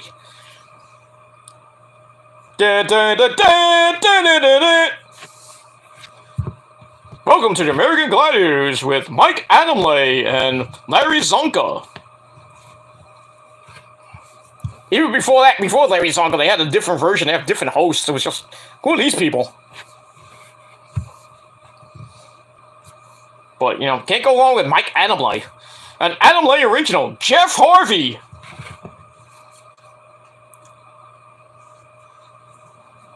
It is what it is. And some of the American Gladiators were actually were in some. I think a couple of them were actually in wrestling.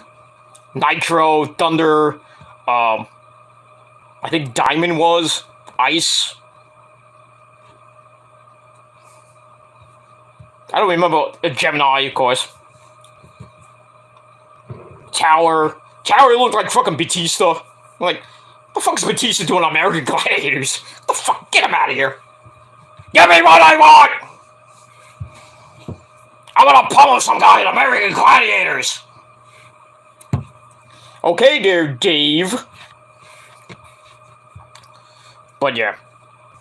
Can't go wrong with the original American Gladiators. As years went on, just got ridiculously boring. Even the remake when it came out with Hogan and Layla Ali just fucking sucked. It just fucking sucked. It wasn't the same old American Gladiators we all know and love. That's it. And what is Mike Adamle doing these days? Probably nothing. Mike Adamle should be in the WWE again. as GM. GM of Monday Night Raw, the Dynamite Original. We'll have the scramble match for the WWE title. We'll have freaking Brian Kendrick becomes the WWE champion. Remember that shit? When an Anime Original, the scramble match, the what was it, like a fatal 6-way? What they actually called a scramble. And you win the world title, and then the object of the match is to either retain the title or win the world title in a certain amount of time. That was actually good. That was an actually good thing that Mike Adamle did. But other than that, he fucking sucked. But I miss Mike Adamle, man. I miss that guy. I don't know what the fuck he's doing these days, but probably doing car commercials or something. But it is what it is. Alright, so anyway, we move on from that. So Matt Hardy and Sting get the win over Private Party and the rest of the AFHO. And like I said, match, I gave 3.5 out of 5 stars. And that's it. Alright, let's see if we have any more chat. Okay, we do. Sorry I didn't get to that. Alright, Savannah's back. Goes, hey to all, with a big kissy face. Lauren says, hey baby girl. Hey, mama said the way you move. Okay. Alright, Lauren says, hey baby girl. Prince is back from whatever he's doing. He says, hey my wife. My wife and kids. Lawrence says, the damn fam is up in here. We're family up in this biatch. We're all family. Even Nick. Speaking of Nick says, still here, also watching Chase's stream. Yeah, I gotta go into that in a little bit. Tell Chase I'll be there in a little bit. I'm busy. I'm busy doing my show and being entertaining. Chase is entertaining too, but just tell Chase I'll be there in a little bit. If there's anybody saying some shit to me, tell them I'm gonna kick their ass when I get in there. But we'll move on. Alright, so after that, the 8-man tornado tag team match, we go to FTR in the back. They're all fired up, and they want to fight the Gun Club next week. Austin and Colton Gunn, because they're in the audience doing the Punk match. So they're gonna get them this week on the program. Dax Harwood goes into a big, humongous rant about how they're the best tag team around in AEW. Well, there's others there, Mr. Hardwood. You're not the greatest tag team from all space and time, and like the Hardys, or even the Bucks. Speaking of the Bucks, speaking of FTR, the Bucks said on their Twitter page in their bio that they're going to be fighting FTR for the AAA tag team titles. I don't know when that's going to be, but they did say they're going to win the AAA tag team belts and bring them over to Mexico for Triple Mania, April the 30th. So we might be seeing a AAA tag team title match possibly on Dynamite or Rampage. So, and it looks like the Bucks are going to win those belts back for like the 13th time. I don't know how many times. And then they're going to go to Triple Mania and face whoever they have to face in Mexico. It is what it is. And also speaking of tag teams, AEW did, I don't know if they did or they're going to trademark the Undisputed Elite. And that's going to be Adam Cole Baby's group with Red Dragon, Kyle O'Reilly, Auto Parts, and Bobby Fishsticks. So they won't be known as the Elite. They'll be known as the Undisputed Elite. And when Kenny comes back, whenever that happens, I guess the Bucks will join up with Kenny and actually be called the actual Elite. I don't know. That'd be weird. You can't have the Elite and then the Undisputed Elite. Or it'll just be called something else. I don't know. And was Jay White Fitness? I don't know. It was just, I think Jay White coming to AEW was just a 2-time thing. Because we haven't seen him since. But we'll move on from there. Alright, so next week, or this Wednesday night on the program, the Gun Club taking on FTR, and FTR is going to kick the living shit out of the Ass Boys. Billy Gunn and the Ass Boys! They won't live that down. we'll move on. Alright, so I gave that 2.5 out of 5 stars. Alright, then we go to our next match. The Varsity Blondes, Griff Garrison and Brian Pillman Jr. with Little Miss Baby herself, Julia Hart. They take on the violent team of John Moxley and Bryan Danielson with a good buddy Lord Steven Regal on commentary. Basically this was the Varsity Blondes did a couple of things here and there, but basically it's like a 6-minute squash match. Danielson and Moxley get the win. After Danielson comes back with the Buzaki knee to Brian Pillman Jr., then a bunch of hard strikes to the head, basically knocks both of them silly. Then they tap both of them out to stereo submissions, and that's basically it. So they win in exactly 6 minutes. During the match, Julia Hart sitting down on the steps with her back to the ring, and she's like a little emo kid who lost her puppy. She's like, nope. And the commentator's like, what the fuck's going on with Julia Hart? Because she's, I think she's still mad about that she got misted by Tommy and, Malachi Black. She still has a goddamn eye patch! And she's still wrestling with the goddamn eye patch! When are they gonna turn her? When? She's gonna be the next member of the House of Black. She's gonna be member number 4. It's just a matter of when. Turn her now! Let her join the House of Black, like, this week. I mean, how many more weeks we gotta wait? Was this gonna become a Veer situation? Julia Hart's coming to the House of Black! I bet.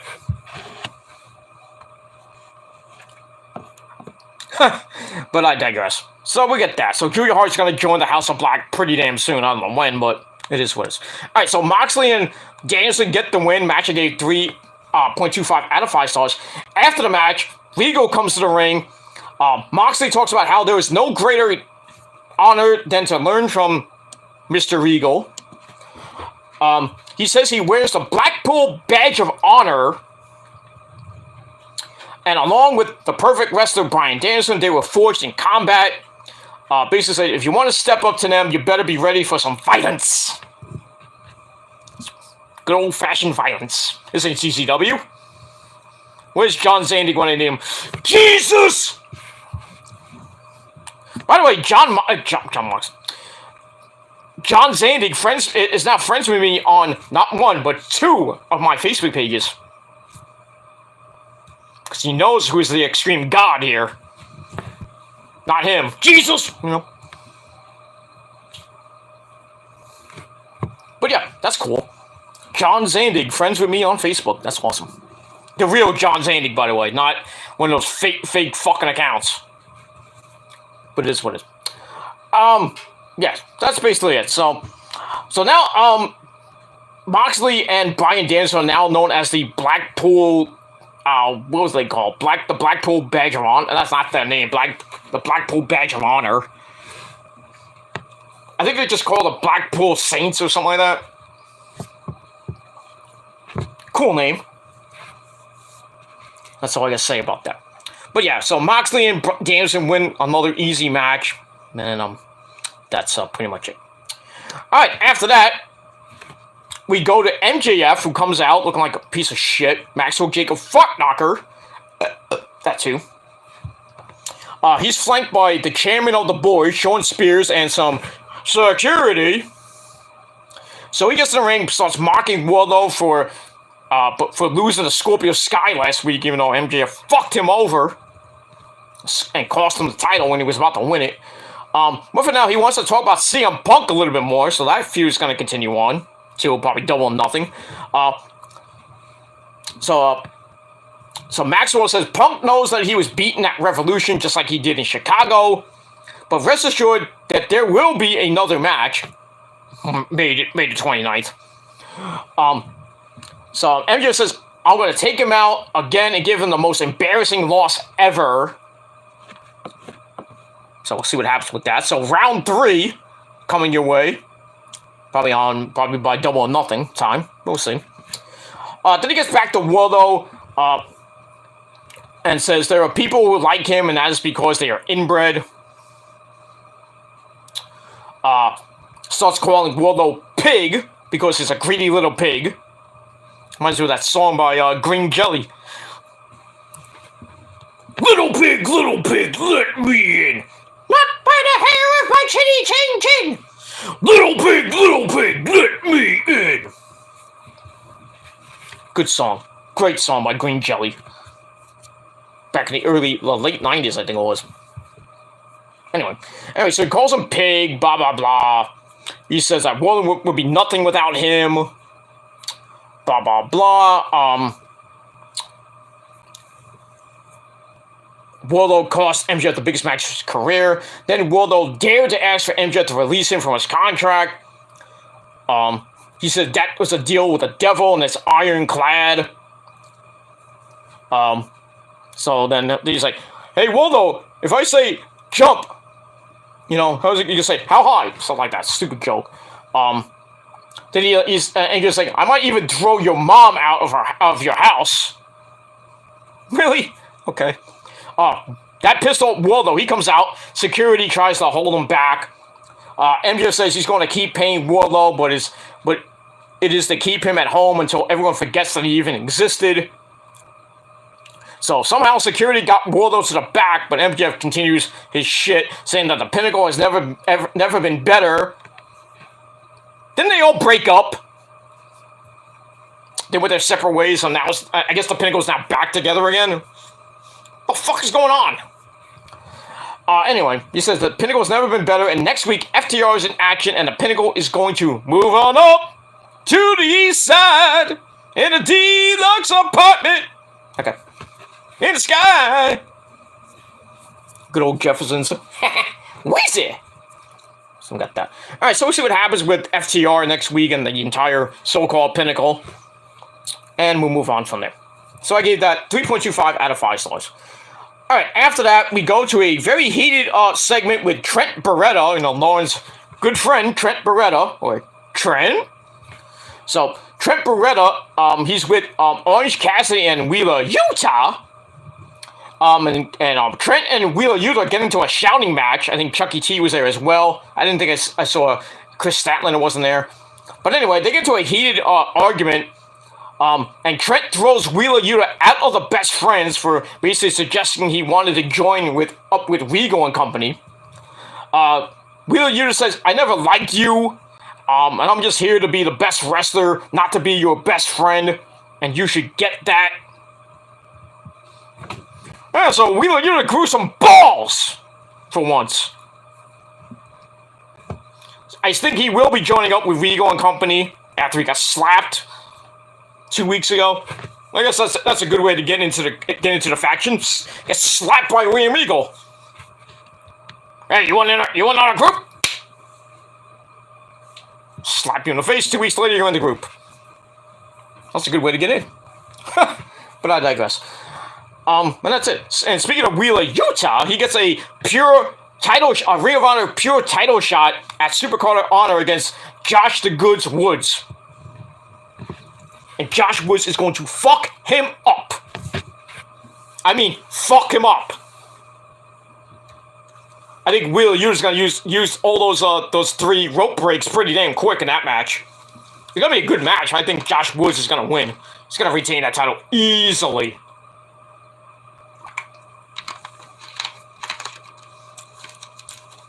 But it is what it is. I think there's only 5 or 6 matches for Supercard of Honor that have been announced, and we're 1 week away. Less than a week away. We're 6 days away, basically. They only have 5 matches.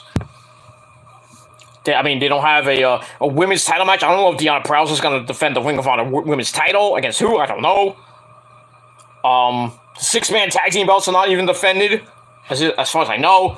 The TV title's not even on the line yet.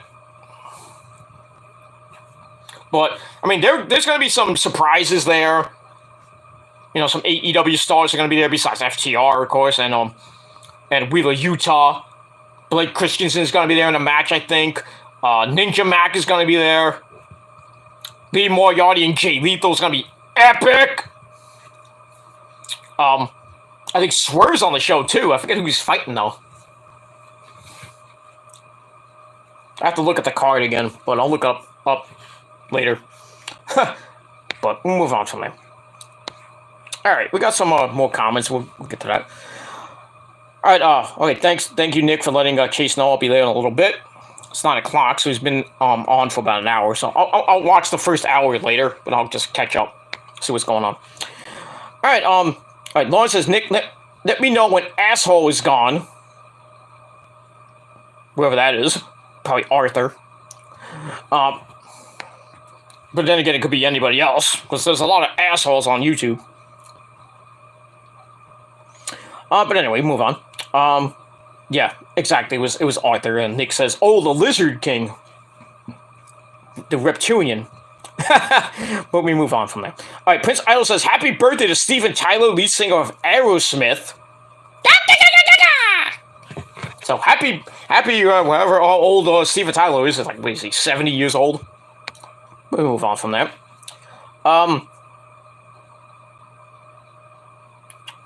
Also, Prince Idol says, also, happy birthday to your Fry Daddy. Somebody got to strip club, don't know him, though, but happy birthday to Fry Daddy. And then he goes, who the fuck is Fry Daddy? I don't know. They call me Big Daddy. Rosa calls me Big Daddy, if you know what I mean. In the bedroom. In the bedroom! You thought of Big Papa? I'm Big Daddy. Not Adam Sandler Big Daddy. Great movie, by the way. But, yeah. Rosa calls me Big Daddy. Because I got the stick. I got the magic stick. All the girls can suck on my dick. That's all I gotta say about that. Alright, so we move on from Wheeler, Utah. Basically saying, hey, fuck you, best friends. So we'll see what happens with him, and I think he's gonna join up with Rigo and Moxley probably next week. Or soon. We'll get that. So I gave that 3 out of 5 stars. Alright, then we go to our next match. Adam Cole, baby! Taking on Jay Lethal in a rematch from 2017. We'll remember that shit when Adam Cole came back from his shoulder injury, and Jay Lethal was the greatest thing since sliced bread during his world title reign. And Adam Cole beat him. Well, he joined the Bullet Club with the Bucks. Then cut up. Remember that episode of Ring of Honor TV where he joined the Bullet Club, beat the crap out of Jay Lethal, cut his dreads at the time. And then, which led to, I think it was Glory by Honor, and they had the match. Adam Cole wins the world title and holds it for like almost a year. Or part of a year. I think it was like 6 months to almost a year. And then I forgot who he lost it to. I think he lost it to Michael Elgin, and then somehow he got it back for the third time. And then I forgot who he lost it to the third time. Oh, it was Kyle. He held it for like a year after he won the title. Back from Michael Elgin, I think. Or I think it was either Elgin or Briscoe in Ladder War 5, I think it was. Yeah, so Cole won the belt for the third time, the Ring of Honor title for the third time. Then he lost to Kyle at Final Battle 2016 or 17. I think it was 17. Right before he left in I think late 2017 to he left in 2017, so it was like Final Battles 2016 he lost it. Then he got kicked out of the Bullet Club in 2017, and then he joined up with NXT in the summer of 2017, and the rest is undisputed history. And that's pretty much all I gotta say about that. So anyway, we got Adam Cole and Jay Lethal. Pretty damn good match. Red Dragon came out to offer distractions, but still was a good match. Lethal hit the semi Gilmore cutter,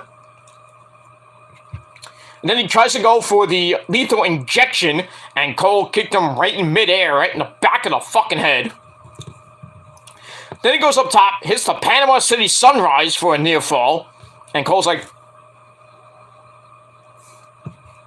I kicked out.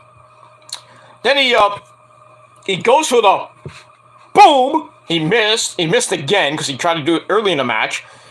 He missed. Lethal tries to get the win, but Red Dragon offered another distraction. Golden hits Jay Lethal in his Macho Man elbow, Black Machismo balls. Anyway to win. Then he hits the boom. 1, 2, 3. Adam Cole Baby remains not undefeated, but he wins. He gets back to the winning track. I can't even get it out, but he gets back on the winning track, and he wins in just over 10 minutes. Match itself, wasn't great, but I've seen better in Ring of Honor between those two guys. But I still gave it 3 out of 5 stars. Then afterwards, Cole gets on the mic. It's story time with Adam Cole, baby, and says no one deserves to be the world champ more than he does, and he's going to ruin Hangman Page's life. He says Adam Page is scared of him. But then Adam Page on cue comes out because it's time for some cowboy shit. Even though it's basically a 3-on-1, but that's just fine by the cowboy. So he gets in the ring. The title is dropped. Page takes the belt off his jeans, starts whipping the crap out of the Undisputed Elite. But Adam Cole does what he does best, kicks Adam Page right in the nuts, right in his cowboy nuts. Then it's a 3-on-1 beatdown. Then they leave the ring, and Adam Cole holds up the world title. Oh, he doesn't leave the ring. He holds up the title in the ring, and then Jurassic Express and Christian Cage come in for the save a little bit too late. But Cole still keeps the title, and he holds it up as he going back up the ramp. So there you go. So we're gonna get round 2 between Adam Page and Adam Cole, baby. I would not be surprised if it's in a steel cage. I would not be surprised. And Cole's gonna win this time. Adam Cole will be the world champion by Double or Nothing. I guarantee that. But we'll see what happens with that. Alright, so we get that. And we move on. Alright, then we see a video of Lance Archer. Of Lance Archer and Dustin Rhodes, which was on Rampage. I'll get to that in a minute. Dustin wants revenge for Archer beating him up a very long time ago on Dynamite in his hometown because monsters die too. So, somebody's been reading comics. Even gods die! Yeah, that's why Thor died in a comic. Many times. Even Odin, too. Odin, the greatest god of all time in mythological times. And in Thor, if you read Thor comics, basically Odin can't die, but yeah. I forgot what issue it was, but there's an issue where Odin dies and then he comes back to life somehow. I forgot how he came back. I think Thor did something and or Thor and Loki kind of brought him back. It is what it is. Speaking of Loki, I finally saw Loki on Disney Plus because I hadn't watched the entire season. Good shit. I can't wait for season 2 of that show. Whenever that comes out. I don't know when it's coming out, but we move on. Alright, so, so it was just a hype video for Archer and Dustin Rhodes. Blah, blah, blah. So I give that 3 out of 5 stars. Alright, then we go to the weirdness of the night. Sammy Guevara, the Spanish god, Sammy Guevara, and his bitch, Ty Conti. Soon-to-be married couple, Sammy Guevara and Ty Conti. During the ring, they're not happy about losing the TNT title. Sammy wants to be the guy that fans want to pay to see because he's going to do something so crazy that you have to watch Dynamite or Rampage or the pay-per-view to see it. Says he knows he can't do his crazy style forever because it's going to catch up to him eventually. But it's worth the whole thing. Yeah, because he's like almost in his 30s, and he wants to have kids with Ty Conti pretty soon. I don't think he's going to be doing 600, 640, 630s through tables. Or anything like that, gotta be there for my kid, you understand. So anyway, so that's that. Then Ty Conti starts ranting in Portuguese, because she's from Brazil. But she speaks perfect English. So she starts ranting in Portuguese, which then gets translated into a threat to Paige Van Zandt, who should be debuting pretty soon on Rampage or Dynamite. So Sammy wants the two of them to fight any two of the men of the year, either be Scorpio Sky, Ethan Page, that fat-faced dipshit himself, Dan Lambert, or even Paige Van Zandt and her husband, or maybe Jorge Masvidal. Nobody wants to face him. But anyway, then the Men of the Year come out, minus Paige Van Zandt, of course. They start ranting about how great they are. Lambert says, did you know that Sky hasn't lost a match in over a year? Like 390-something days now, since Tony Khan hit puberty. Ow. Basically more than a year ago.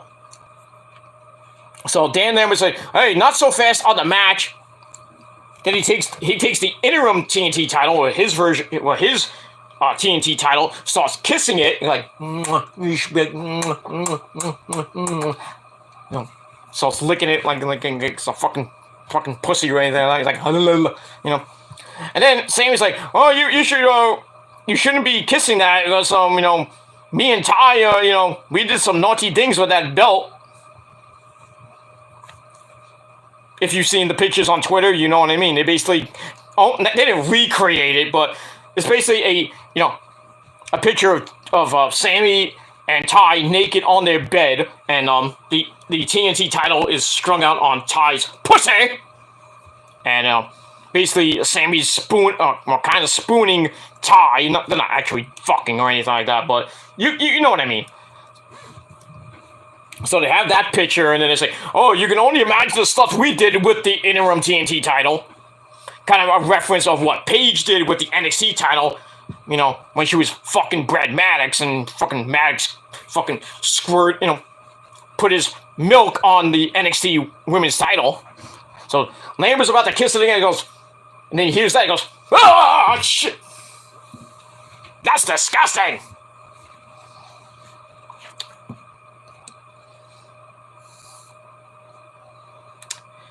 Yep, and then what's weird about that? Then everybody on Twitter is going after Sammy and Ty, saying, "You're disgusting! Stop talking about Paige!"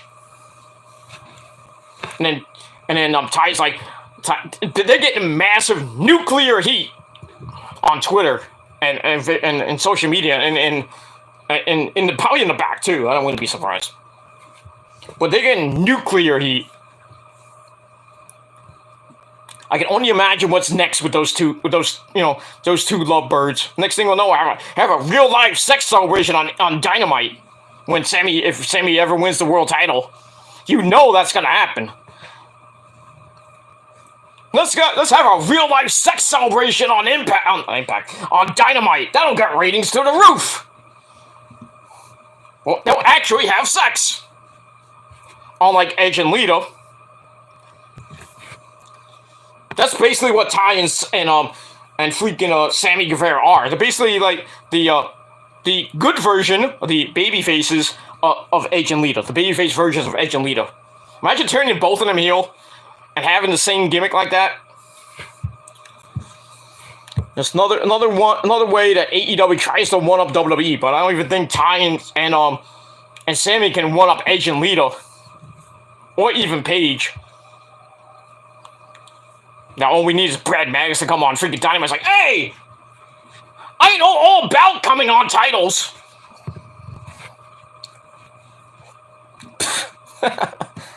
The wacky world we live in.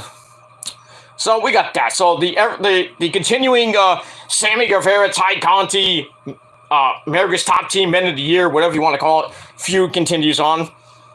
We're probably going to get a mixed tag team match coming up soon. And I don't care. And that's that. So I gave that 3.5 out of 5 stars. And we'll move on from it. Alright, this is a long fucking thing. We're going to get out of here pretty soon. Because I don't think I have enough. I still got enough power. Alright, after that we get to Prince Idol's cousin, Shane Strickland. We get a video hyping Shane Strickland and Ricky Starks to the FTW title for the main event of Rampage. Get to that in a little bit. We got that. Alright, then we get to our next match, women's action. Layla Hirsch and Red Velvet for the second or third time, I think. And as always, Red Velvet from your mama's kitchen in Miami, Florida. And Layla Hirsch, everybody's Vladimir Putin's favorite wrestler. Fuck Putin. I don't even care about the Ukrainian war. I haven't really been following much of it lately.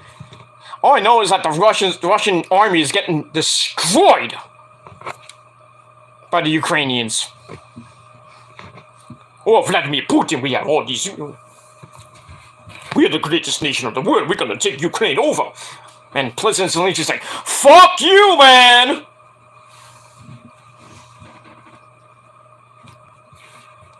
You want to send missiles to our country? We guess I intercept them and... You can destroy our country, but we're gonna destroy your fucking army. That's what they're doing. They're destroying them. And now Russia's trying to go in, go from, like, different places, go around, and try to get back to cities that they're basically losing now. Like, Kyiv and, Mariupol, whatever the fuck the name is. Now they're trying to go back after the Donbass region, which I think they already claim anyway.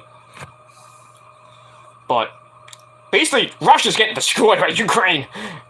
It's just sad. Ukraine's not really a major fucking nation, but the fucking Russian troops are just dying by the minute, and it's just funny. And Putin's just sitting on his fucking ass. But I think he's plotting something. He's just sitting on his ass waiting for the right time to hit that button. Nuke. He's just waiting to hit that. I'm Vladimir Putin. Nuke. And then we're all fucked. And now fucking Biden's in, where is he now? He's in Poland, I think. Talking to the Polish president. Or the prime minister of Poland or whatever. Then he was talking to the troops. He's like trying to just basically being an idiot, saying, "Oh, this is what's gonna happen if you guys go into the Ukraine. You can see all the children dying and all this." I'm like, shut up! Shut the fuck up, you sleepy-headed bastard. And what's worse, Kamala Harris looks like a fucking idiot too. Both of them look like fucking idiots.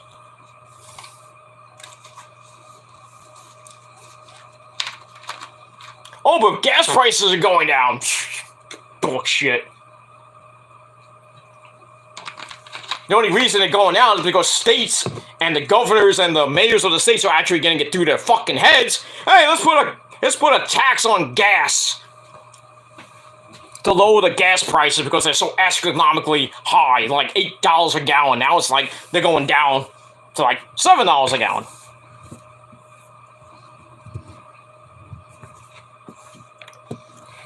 It is what it is. I really don't care about the Ukrainian war anymore. I really don't give two shits about CNN anymore. I don't watch it. I watch some of it. But now they just talk. Basically, every time I watch CNN, they're talking about that new Supreme Court nominee. What's her name? Kenjati Brown, whatever the fuck her name is. Just getting bombarded with stupid fucking questions by fucking Ted Cruz. Babies are racist. What do you think about that? I'm like, what? What kind of question is that? Clown question. And, freaking, that idiot, McConnell, what's his name? McConnell? He hates her guts. Mitch McConnell. The fucking idiot that he is. Didn't care all about the fucking, the stimulus package that Trump started and Biden kind of was on and off the fence with. That guy should be fucking, exiled. Get him out. Take him, Pelosi, and get rid of Kamala Harris and Biden. Get them out. Get them all out. The witch hunt that it is. It's fucking Democrats. Get them out. Bring back fucking Trump. Trump and DeSantis, 2014 is gonna be huge. That's it, man. Trump is gonna run again. Biden actually said he wants to face Trump again in an election. Oh, the circus that's gonna be again. All we need is another 2020. Well, with the fucking voting and then, but fucking Trump's up by like 6 million votes, and then next thing we know, like 3 hours later, Biden wins the fucking presidency. Get the fuck out of here! I don't want that shit again. Just let Trump win by a landslide. That's what I think. And take DeSantis and bring him as a vice president. It'll just be awesome. Right, Mike? Yeah, that's freaking awesome, like me. Hi, Nick. You think President Trump will be reelected in 2024 there, Mike? With Ron DeSantis? Yeah, it's gonna be awesome. I should be president. Mike, if you were president, what the fuck would you do? I'd just put every fucking prime minister and everybody, all those fucking Arabs and all those idiots, they don't like America, they don't like the things I do. I'm gonna put them through a freaking table. Because I'm awesome. I'm gonna be the most awesome president ever. And you better vote for me, Gilmore. I'll vote for you, don't worry. Can I be your running mate? Yeah, sure, go ahead. No, I thought you would pick Nick, because he's your best friend and everything. You choose me over Nick? Come on, Mike. Come on. I don't mean it, Nick. I didn't mean it. I don't mean it. No, I'm sorry. Nick, I think you need to talk to your boy. Oh, come on, Gilmore.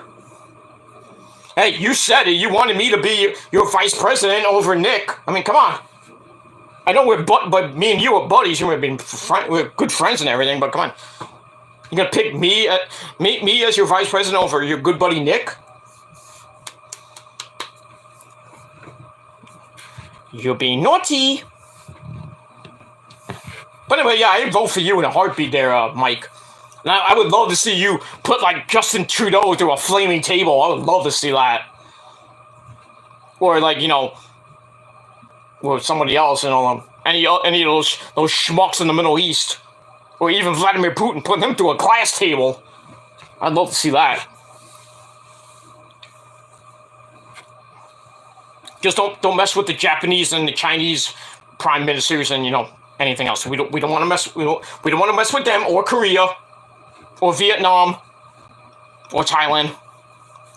Just leave those countries alone because we're good friends. And they got hot ass fuck women. You should know. Yeah, I love those women. They're fucking awesome. But not like me. I'm awesome. But yeah, just leave China, Japan, and Korea alone. We don't need to fight with them.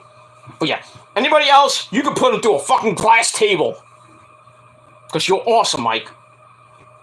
And I'd vote for you in a heartbeat if you were president of the United States, if you were alive today. What do you mean? I'm not dead. Oh, right. I got this halo on my head. Damn it! That's your fault, Mike.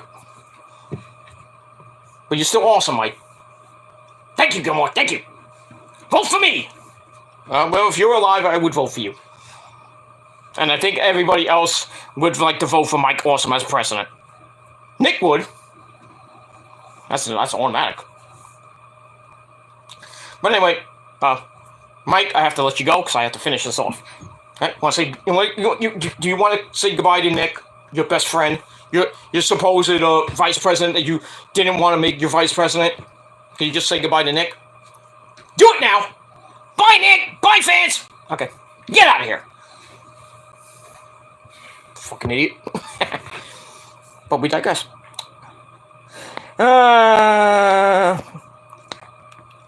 We'll move on. Alright, we got some comments. Lauren says, happy birthday to Steven Tyler. Okay, so happy birthday to him. Prince Idol still is wondering who the hell Fry Daddy is. Does he work at McDonald's? I don't know who he is. I don't care. Savannah says, don't forget to do the thank yous tonight. I'll try. If I have to, yeah, I should be able to do it. Just remind me. Okay, Nick says, to Savannah's wife, he'll get to it eventually. I'll get to it. I'll get to it real good. Ooh. But we'll move on. Alright, okay. Prince Al says, baby, don't worry. I'll let him know about the thank yous, of course. Then he says, to my wife is chill and rock out with your tatas out. Well, she wants to do that. She's more than welcome to do that. I mean, she wants to do it in front of me. That's fine. Just don't do it in front of Rosa. If Rosa's next to me, don't do it. We don't want that. Rosa can show me her tatas later. She always rocks out with her tatas out once in a while. She's just a pain in my ass half the time. And we'll move on from there. Anyway. Nick says, hey to Mike. Hi, Nick! Okay. Then he says to Mike, I hope you don't mean it, Mike, because I'll have to start supporting myself. Oh, no. He's going to have to support Masato Tanaka. See what you started, you fucking asshole. What did he say? He said if you don't make him your vice president, he's gonna start supporting Masato Tanaka. He really said that? Yeah, he said it. He said it himself. He said he's gonna support Masato Tanaka if you don't make him his vice president. You don't want that, would you, Mike? No! I hate Masato Tanaka. I hate that fucking Jack. Fuck it. What? Damn it, Mike. I told you stop being racist. God damn. I'm sorry, don't worry. I didn't mean to say that. I just got fired up every time I hear Masato Tanaka. I fucking hate that guy. If I was alive today, I'd still put it to a flaming table. I can't wait till he dies. I put him to a freaking flaming table here in heaven. Next to New Jack, motherfucker. But, I mean, can you stop with the racist jokes? Just be cool. I don't want to have to put you back in probation again. I'm sorry. I didn't mean to say that. I love Japanese people. They're my favorite. Okay, get out of here. I didn't mean that, folks. I love Japanese people. Like, just him, he just goes off the wall. Anyway. Yeah, only kidding. Sure you were, Nick. Right, Nick says, exactly, we don't want Mr. Miyamoto to send Yakuzas after us and Japanese go through a table. Yeah, Mr. Miyamoto and the Shoguns are gonna come after us. That's not a good thing. That is definitely not a good thing. We don't need the Shoguns and the ninjas and the samurais coming after our ass, thanks to Mike. We don't need that. We don't need it. We don't need the Yakuza coming after us. We don't need it. Okay, move on. Nick's gonna vote for Mike. Well, of course you would. See, you got a vote of confidence from Nick, okay? Thank you! Now just vote for Mike Awesome in 2022. There's your right and vote. You don't wanna, there's all those write-in votes. Write in Mike Awesome for governor or whatever we vote for this year. Mayor or senator. Senator Mike Awesome. That'd be awesome. He'll put all the other senators in Congress through fucking tables. That'd be awesome. That'd be great. I'd love to see that. Put that bitch Nancy Pelosi through a fucking table. And Mitch McConnell, too. Put them both through flaming tables. Burn their fucking asses. Fuck them. Anyway. Alright, Prince Idol has something from Mike. Mike, you're getting a lot of comments here. Can you come back? Come back. Damn it, Gilmore, I'm trying to get a gummy blowjob. Leave me alone. Hey, your fans are demanding you. So, can you just, like, for one goddamn second, can you get off... can you tell Mae Young to get her dentures off your dick? Like, damn it, you old hag! Get the fuck out of here! Stupid. Get off! Get out of here, bitch! Give me him for 1 second. Then you can go back and give him more gummy blowjobs with the fabulous moolah, alright? Get him. Just wait. Can't get him off him. Anyway, Prince Idol says, tell Mike I have some weed waiting for him at the Palace of Wisdom. The best weed is ever going to get. You want some weed, Mike? I don't smoke that shit. I smoke guys in heaven because I put them through freaking tables because I'm awesome.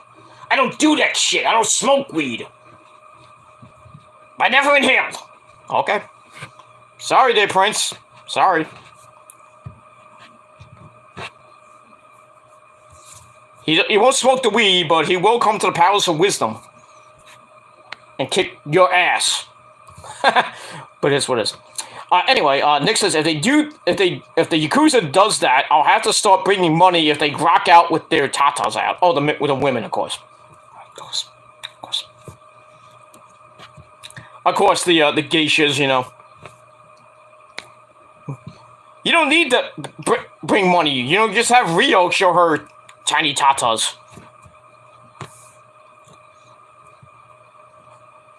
There you go. You need to, you know, have the geishas and the Yakuza, the shoguns, you know, show their tatas or anything like that. You don't have to give them money. You got Rio to do that.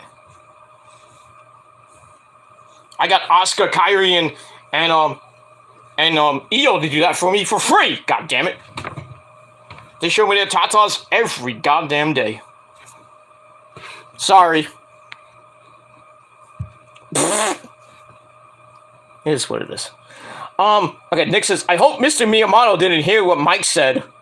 I don't know. If I get a call later from Mr. Miyamoto, then we'll worry about that later.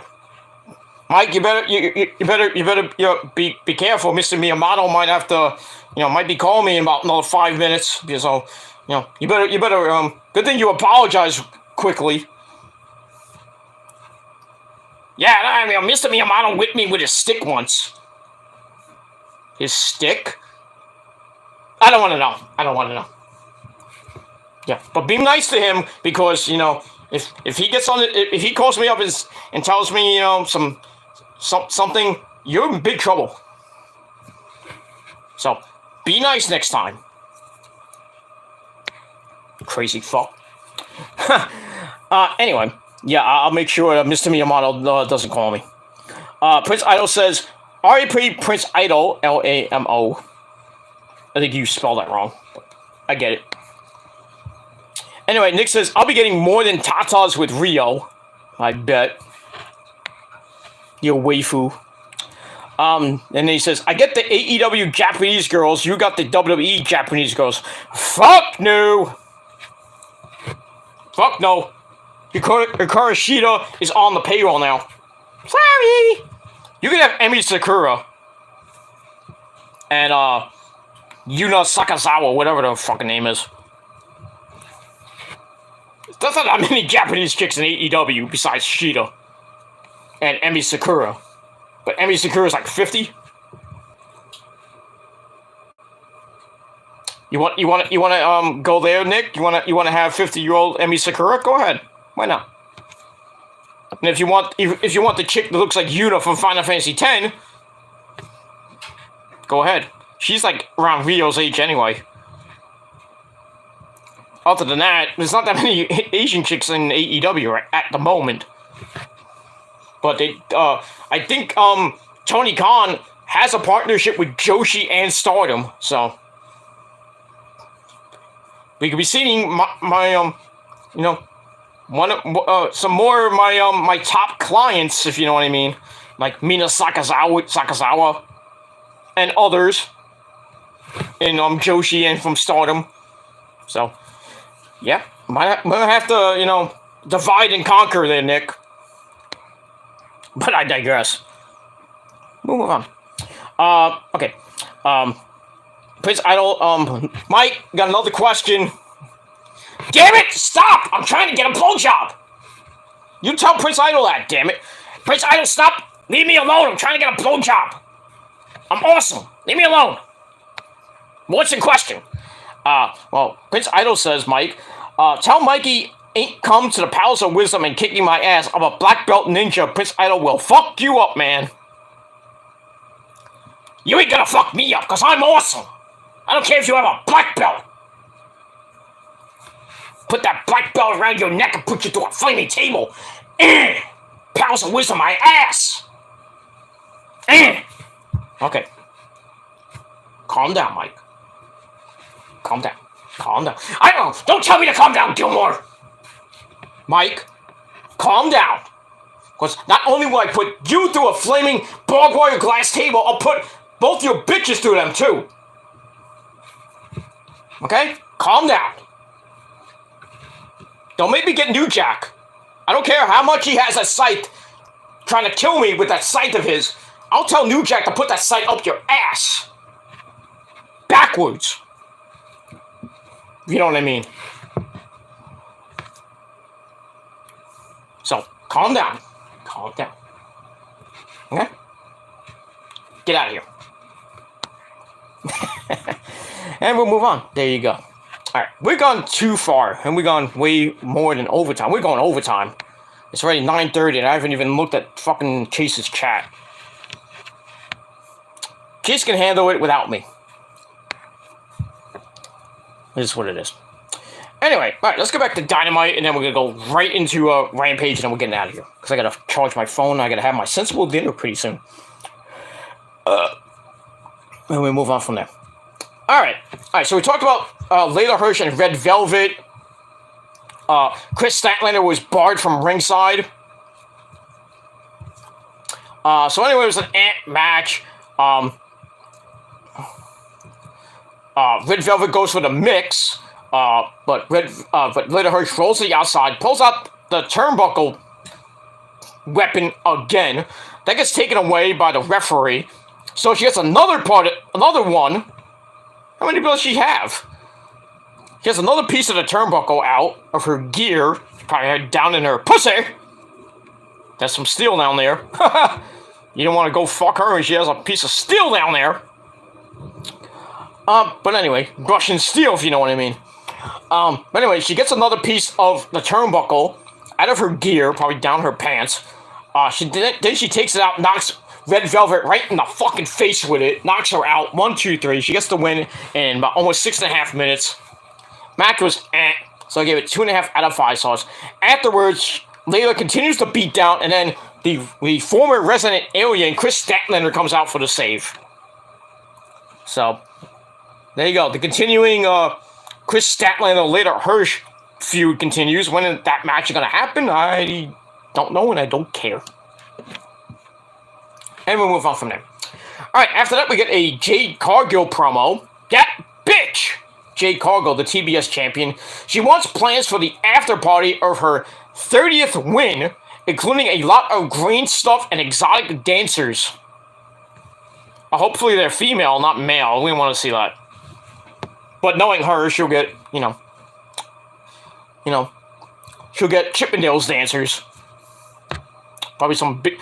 Not the Chippendales dancers that we all know and love. They'll all be, African American with big black cocks. It is what it is. She's trying to recruit baddies for her baddie crew, so they're being like the front row and everything. So a lot of her Twitter followers are blowing up her Twitter, showing pictures of their bad selves. Some of them are some damn fucking hot baddies, good lord, from different parts of the country. Boston and freaking even Greensboro, Alabama, Damn, some of them are fucking hot. Put them in my section, goddammit. Damn it, Jade, send them my way. Nothing wrong with that. More bitches in the prophecy. Let's do it.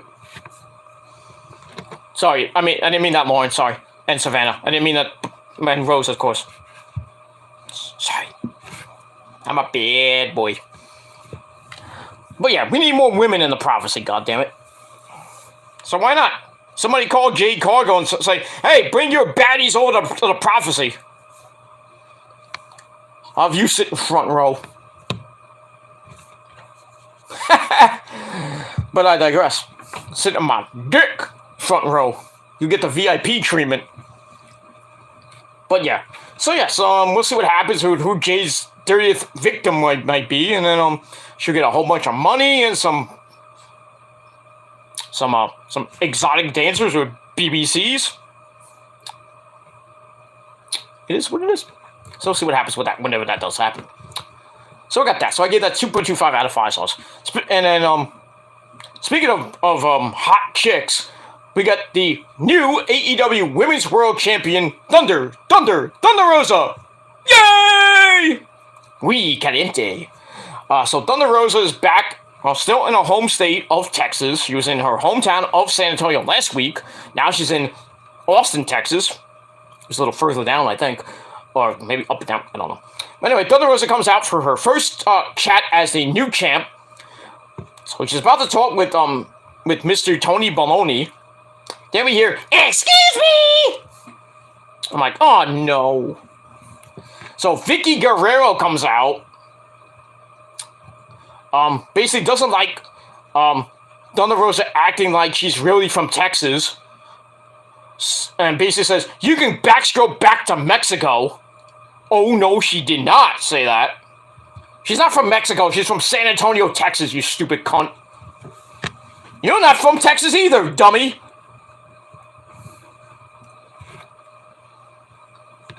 You're not from Texas, you're from Mexico. Hey, Essay, don't talk to my wife like that, Essay. Shut up, Guerrero. Shut up, Eddie. You're from Tijuana, Mexico yourself, son. That's right, Poppy, I'm the head there. Latino heat. Hey, what do you think of Dominic there, Eddie? Dominic is my son, Essay, pero I taught him how to do the frog splash. Every time he does it, he pays respect to me because I'm his papi. Fuck, studio. Oh, easy.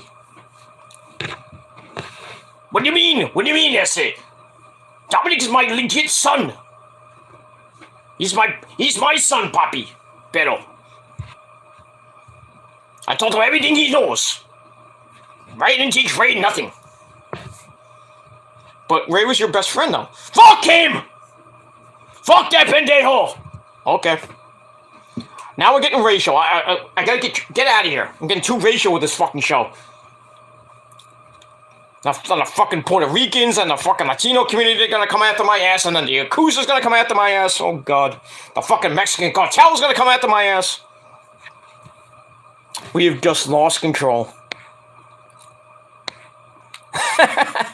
We have lost control, ladies and gentlemen. We have lost control of this fucking show. Alright, Lauren says, "You're not missing anything but a reptile jackass." Well, okay, good. I don't need to go on the show then. If there's any jackasses in the chat talking shit about me, just block them. Fuck them, I'll deal with them later. Okay, Prince Idol says, "Tell Chase to roll out the purple carpet, make way for Prince Idol coming to his channel, big star coming through, move it. You tell him, I don't want to tell him. Prince Ali, I'll be a baba. Make way for Prince Ali. Not Mustafa Ali. But Prince Ali. I'll be a baba. Anyway. So yeah. Okay, so Lauren says, PJ, it's not a good show right now, too much drama. What else is new? What else is new? What else is new with Arthur and ZGB and those other faggots? Yeah, I said the F word, because that's what they are.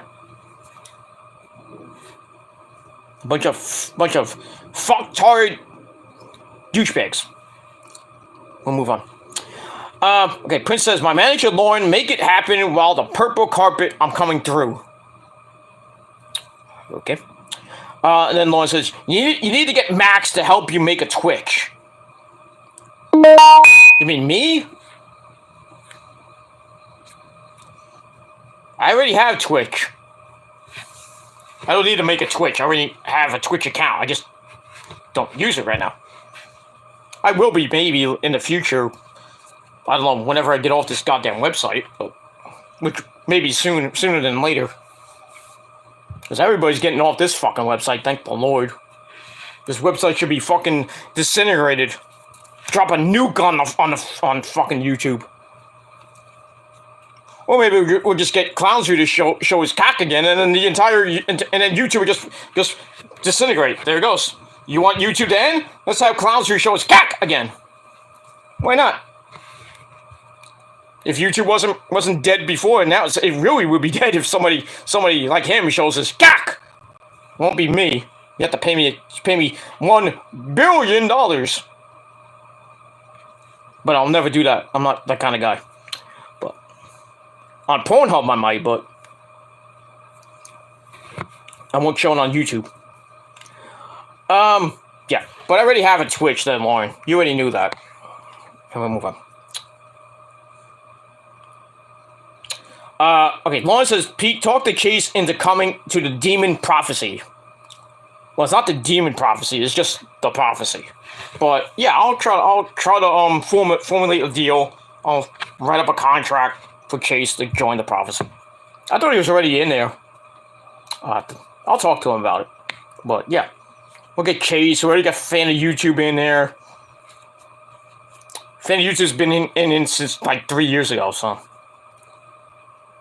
Everybody thinks Fan of YouTube is dead. It's like he ran off YouTube. Nope, he's back. He's still back. Well, I'm not telling you where he is. Fan of YouTube is back, but I'm not telling you where he is. He's back on YouTube with well, I'm not gonna say. I don't want to give it away, even though I kind of did. But yeah, Fan of YouTube is back, ladies and gentlemen. As Fan of YouTube. Just want to point that out. So to all you haters out there, you didn't get rid of him. You can never get rid of any member of the Prophecy. I don't care what you motherfuckers do. Dox us, send stuff to our houses, stalk us for 25 fucking years. You'll never get rid of us. But we'll get rid of you. Because half you motherfuckers are going to go to jail pretty soon for stalking us for like years.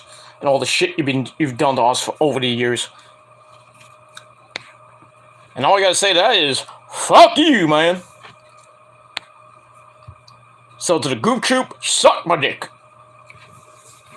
And that's it. Alright, so getting back to Thunder Rosa and Vicky Guerrero. Yeah, Vicky makes that stupid racist comment saying, hey, why don't you backstroke back to Mexico?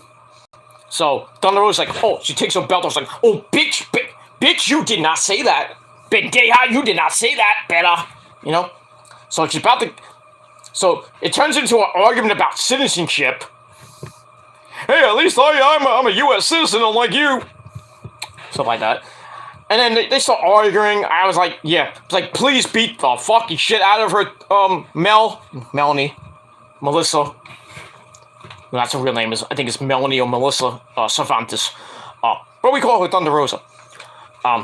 So she's about to beat the crap out of Vicky. Then the native beast, Nyla Rose, comes up, jumps Thunder Rosa from behind, beats the shit out of her. And that's it. There you go. So that's going to start a feud between Thunder Rosa and Nyla Rose over the AEW World Title. Why is it that every time somebody gets the AEW Women's World Title, who's the first person that gets the title shot? Nyla Rose. Why? Because she's the number 2 contender? Because she's basically on Dark and Elevation? That's how she becomes the number 2 contender? Fuck that. I mean, nothing bad to say about Nyla Rose, but I mean, why does she always get the first title shot? And you know she loses. They're not going to give her back the women's title for a 3rd time. No.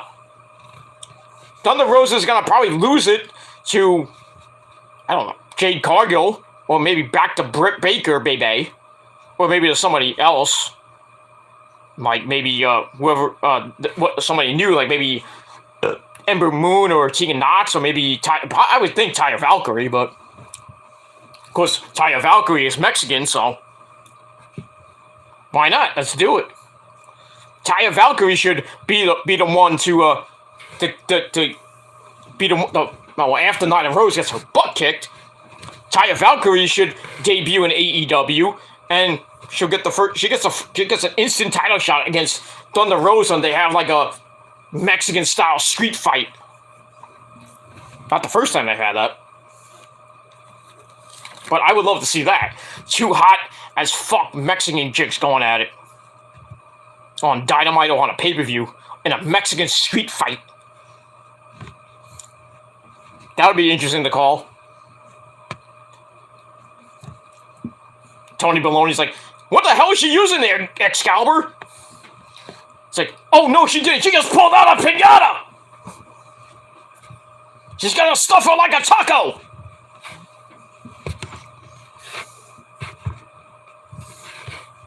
Ha, that's legendary commentary for you. But I digress. Alright, so we'll see what happens with Thunder Rosa and Nyla Rose, and I could care less. So I get that 3 out of 5 stars. Alright, then we go to the main event. This video is going too long. But we love you. I love my fans. And if you don't like my long video, fuck you! It's Saturday, I got nothing to do. Besides your mama. But that's late. That's late night. After I get done with Case's chat, I'm gonna bang some hot MILFs. But it is what it is. And my Asian chicks too. Gotta have a good old-fashioned Saturday night, you know what I mean? We'll move on. Alright, so after that we go to the main event. We have Daniel Garcia and Chris Jericho of the Jericho Appreciation Society. They take on the Beaver Boys, John Silver and Alex Reynolds, good friends of Lauren. So we get that. So the Jericho Appreciation Society come out. Before the match, Matt Minard praises Jericho. He's like, Jericho's the greatest of all time. He's the GOAT. He is the GOAT. He's Le Champion, of course. Pretty much a back and forth match. I think, yeah, basically everybody in the Jericho Appreciation Society was at ringside. Pretty much a back and forth match. Johnny Hungy, gets the hot tag, so it's like, I'm Johnny Hungy, yeah! Blah, blah, blah, blah, blah, blah, blah. Getting to the end, the Order hits the running boot into the German suplex combo into a flip over roll up for a near fall on Garcia. And then Jake Hager starts beating the shit out of people on the outside. For no apparent reason. Alex Reynolds then hits Garcia with a pop-up knee. And then Jericho uses Floyd the Bat on Alex Reynolds. Like, it knocks him, I think, in the face or in the stomach. For the back. I don't know where he hit him. Probably in the dick. Which sets up Garcia's Scorpion Deathlock with torque, I might add. And Alex Reynolds taps out like a drunk man.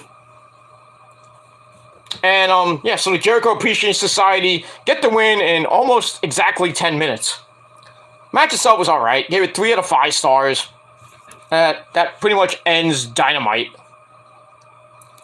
That's it. Yeah, so the Jericho Appreciation Society continue their winning ways. I still think the Dark Order are gonna break up. Because if you've been watching BTE lately, you know why. Because if you watch BTE and you see the Dark Order segments, you look at Alex Reynolds, he doesn't even want to be there. I think it's just like he's trying to keep a straight face every time they do the segments, with Johnny Hungy talking about his cock and everything. And then freaking Alan Angels and Preston, saying, I was like, oh, I got a bigger cock than Johnny does. And Alex Reynolds is just standing in the back like, he's like cringe and he's kind of holding in the laughter. And then poor Anna Jay's like, ugh. What are they talking about cocks? Freaking Jungle Boy has a small cock too. Okay there, Anna, that's too much information. God forbid we get something like, Anna Jay and Jungle Boy come out and do the same thing that Ty Conti and freaking Sammy do. We have Anna Jay come out and a fucking, like Jane, Tarzan and Jane, she'll come out with a leotard or something like that. Nothing wrong with that. Just Stu Grayson might be a little bit jealous. How do you get rid of that? I don't know.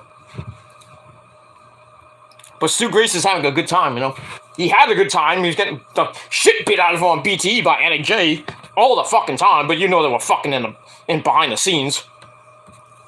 And then Anna's like, well, I don't need your dick anymore, Stu. I'm gonna go to Jungle Boy. Make him a man. So now that's why he's known as Jungle Man Jack Perry. Because she made him a man. And he's only 20-something years old. He's not 40. He don't got a beard. He's 40. Like I do. Because I'm a man. I'm 40. Got a beard. Get my dick sucked. You know. Oh, shorty, what's up? Get my dick sucked. How you doing? Can't go wrong with Ludacris. Move, bitch! Get out the way! You know. Good stuff. Anyway. Somebody, okay, Prince Idol says, someone come get Nikki's drunk ass at the Palace of Wisdom. Nick's drunk? Well, yeah, he's an alcoholic. Nick and Rosa should hang out, you know, because they're both alcoholics. Ooh, did I say that out loud? Don't tell Rosa I said that. She'll get on my ass about that. She'll be like, shut the fuck up! Rosa cannot hold her liquor. I'll tell you that from experience. She cannot hold her liquor. There's like one time me and Rosa went to see our good friends Louis and Francesco at December's Fall. They were doing an acoustic gig in Williamsburg at a dinky little bar. And they had $5 apple martinis as a special. And, you know, Rosa being the alcoholic, she got like 5 of them. And me, I just got a Jack and Coke. But, long story short, she goes completely bonkers. You know, she's off the wall. She's drunk as fuck.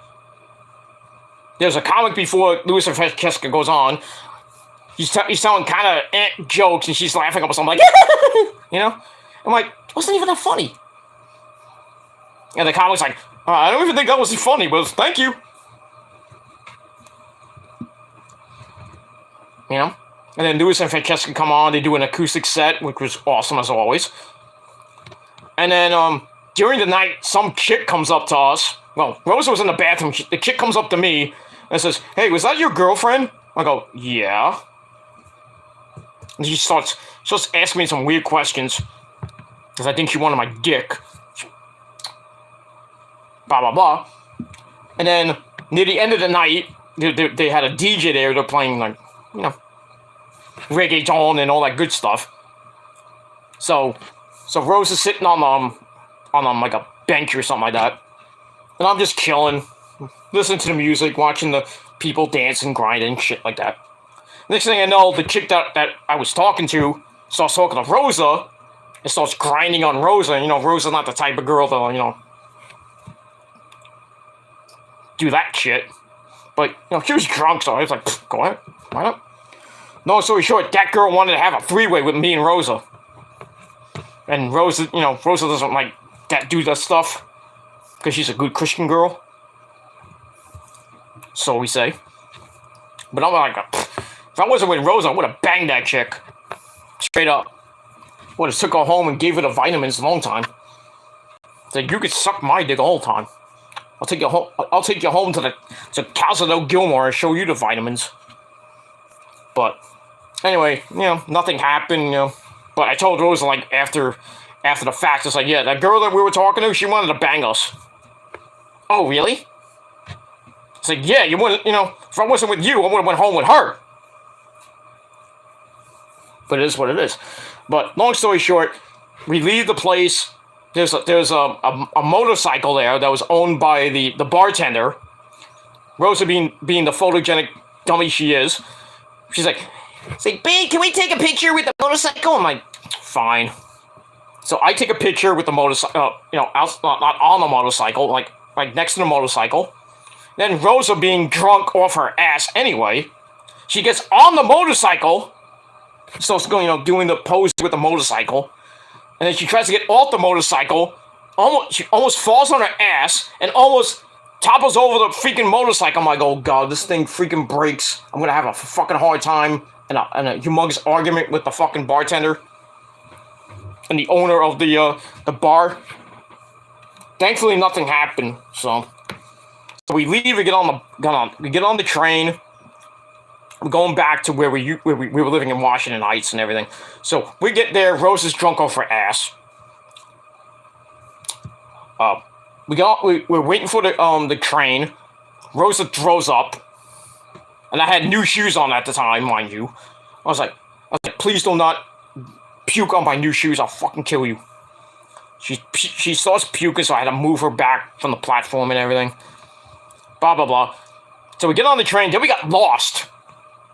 Mind you, this is the G train if you live in Brooklyn, the G train. So we got on the G train, we got lost. We took it the wrong way. We ended up in the Marcy Projects. No, we didn't see Jay-Z or anything like that. We got lost in the Marcy Project. Mind you, this is like 11, 12 o'clock at night. Not a great time to be out, because we could have got robbed or worse. So we got lost there, but thankfully we saw somebody was coming out of the was coming down the block. It's like, hey, do you know how we get back to New York City? It's like, oh yeah, you go go back down that way. So we went back, got on the G train, took that back to New York City, then got on the 1 train, took that all the way up to Washington Heights. Because we lived on 190th, but we got off at 168th for some odd reason. So we get out of the train station. Rose is still drunk off her ass. I'm trying to hold her up. Next thing you know, she breaks away from me, just starts jetting down the block. I'm like, oh god, she's gonna die. She's gonna die. She's going to die. I ran as fast as I could to catch up with her. I grabbed her. I was like, bitch, you're scaring me. Stop it. But long story short, we caught a cab, $5 cab ride. We got back to our apartment. Rosa throws up like 6,000 times. I'm about to go to bed because I'm tired. And you know what came next. Because as we all know, Nick knows this, and I think you all know. I'll tell you that now. All my listeners now, and Nick knows. As we all know, drunk sex is the best sex. Absolutely. Because you don't remember it afterwards. If you're a girl, you don't remember shit. But if you're a guy, you don't give a shit. You could be drunk off your ass. You have drunk sex. Both of you don't remember it. But if you're a guy and you're sober, you didn't have a drink like I did, I had the best night of my life. Drunk sex is the best sex. Absolutely. It is what it is. And that's it. Okay, move on. Nick says, hey man, as long as I don't steal your wife, we're good. Well, don't do that. We don't need to fight. Anyway, Nick says, anyways, I'm about to head off later, guys and girls. Are we going to bed? It's 10 o'clock at night. You going to bed? Pussy. I'm just kidding. Anyway, Prince Idol says, me and Nick are rocking out at the Palace of Wisdom. Nick is trying to calm me down. I'm going crazy like Jim Morrison. Nick said, oh shit, Prince has gone crazy. I don't need to know. I don't need to know that. If you're rocking out with your cocks out, do it away from me. I don't swing that way. And I think Nick doesn't either. Anyway, alright, Lauren says good night to Nick. Good night, Nick. Then Lauren says, PJ, no drinking or smoking Livia. Whatever that means. Living la vida loca. Alright, so we got that. Alright, so Nick, thanks for coming. Hopefully you'll probably, I don't know if you'll still be watching Chase's stream, if it's still live or not. But thanks for coming. And we'll move on. Alright, so Dynamite goes off the air after the Jericho Appreciation Society beats the Beaver Boys. They get the win. Match I gave 3 out of 5 stars. Overall, Dynamite gets a solid 7 out of 10 stars. And that's it. Alright, we're going to quickly go to Rampage, if I can. My computer is dying. But hopefully I can get to my notes for Rampage.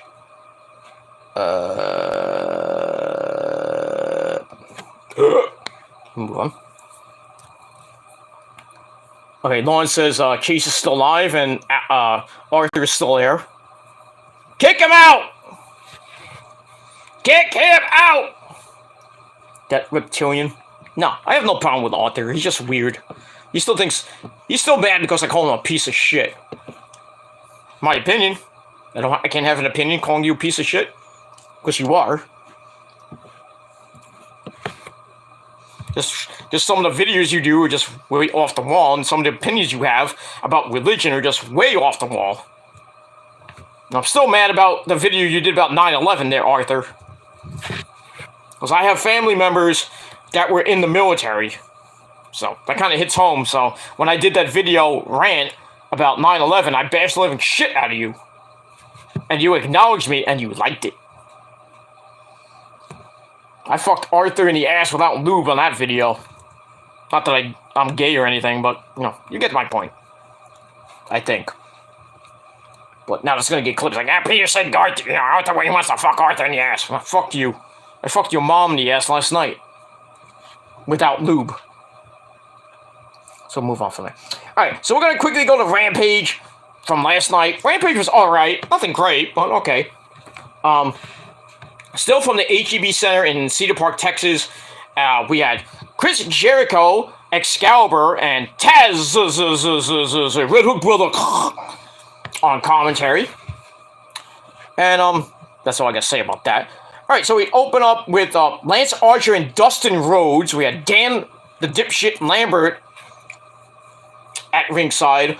Starts with a big, humongous brawl, as, I think it was Lee Johnson, came out, and, Lance Archer brought, Lee Johnson out to start beating the shit out of him.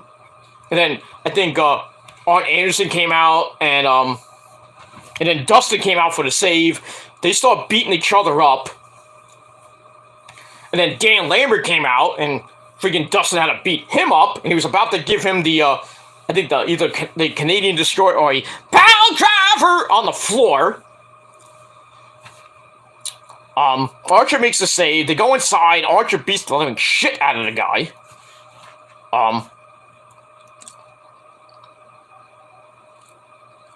Dustin missed a flip dive off the apron. Then they go back in. We see Dustin is bleeding from the ear.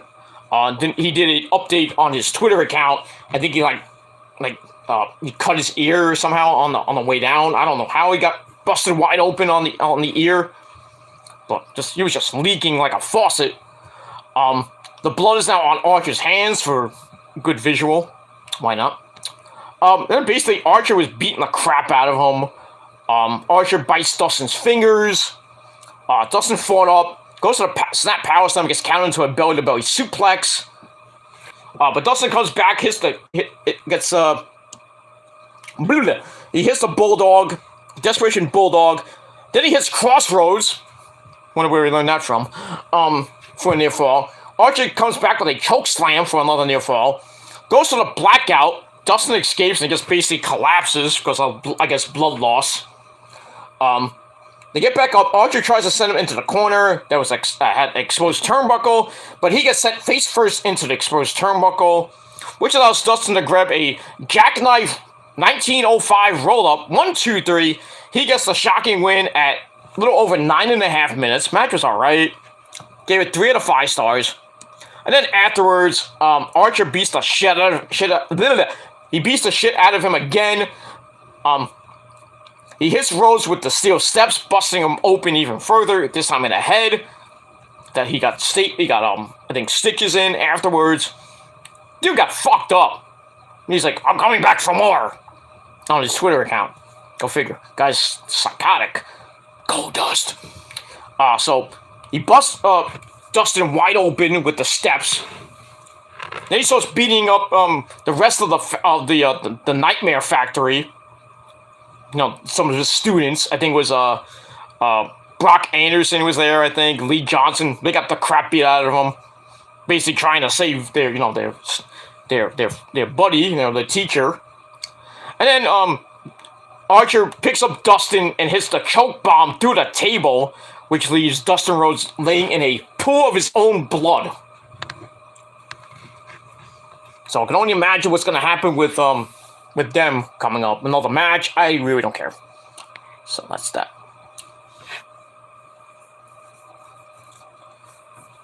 Alright, Prince Idol says, yes, bro! Yes! Yes! That's it. Yes! Yes! Yes! I got a big cock! Yes! Okay, move on from there. Alright, so we get that. Alright, after that, we go to a promo with Tony Baloney and Black Machismo Jay Lethal, yeah!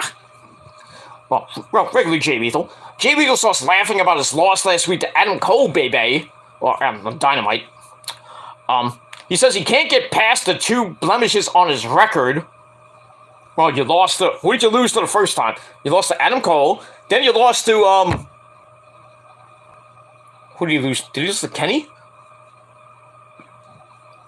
I think he lost to Kenny or Adam Page in his debut. That sucks for you. Basically, and then you've been relegated to Rampage and basically Dark and Elevation. Not much of an AEW career for you there, Jay Lethal. So he's he's kind of he's like, I don't get it. Why do I have 2 losses? I should be the AEW World Champion. I'm Black Machismo, Not the same Jay Lethal we knew back in 2015, or from earlier like a year or 2 ago when you were tag team champions with Jonathan Gresham. And then you were part of the Foundation with Grant Titus, Addicted to Love, that group, which is not even around anymore. So he talks about that. He says he took Adam Cole and Ricky Starks to the limit. Well, that's the other loss. He already has 3 losses. But I digress. He says he took Adam Cole and Ricky Starks to the limit, and they both had to cheat to beat him by knocking him in the nuts, of course. He says that should make him proud, but all he sees are the losses and them getting opportunities. And he says, I gotta go. I need to find a better way out of this, whatever that is. Maybe he'll come out next week and dress up as Black Machismo. Why not? I'm gonna go back to Black Machismo. Ooh, yeah. Yeah, that'll resurrect your career, Jay Lethal. Nothing wrong with that. I love Jay Lethal, not like that, of course. But Jay Lethal's a great wrestler. I met him many times. At meet and greets and after the show. We always talk about, Macho Man. We talk about Flair. He does a great Macho Man, and he does a perfect Ric Flair. I mean, that segment with him and Flair, the woo-off and teenage, what was that, 2011, I think it was? Fucking epic! And we'll move on. Alright, now my battery's about to die, so I got 15% of my battery, so I gotta get out of here. Okay, Prince Al says, bro, I agree with you. Drunk sex is the best sex. The things I do to Savannah when I'm drunk, I don't need to know. I don't need to know. Keep that between me and you, okay? But when Rose is drunk, I think I need a nurse after that. And I mean, I don't mean an Asian nurse or, a typical hot nurse, big titties and everything, that dressed up in a hot nurse's outfit. I need an actual nurse. I mean, I gotta go to the hospital because my dick can't take so much. There's only so much vitamins I can give out, and milk, of course, But, and when Rose is drunk, man, she just goes, well, I'll leave it at that. I will leave it at that. Bouncy, bouncy, bouncy like Tigger. She just does things that I, would never thought she did in the 14 years I've known her. But when she gets drunk, I mean, she goes, probably the best sex I've ever had when she's drunk. But I digress. But anyway, we move on. Lauren says IDNK. I don't know what that means. I think it means I don't want to know. I don't know. That's an acronym. Sorry, Lauren. Too much information.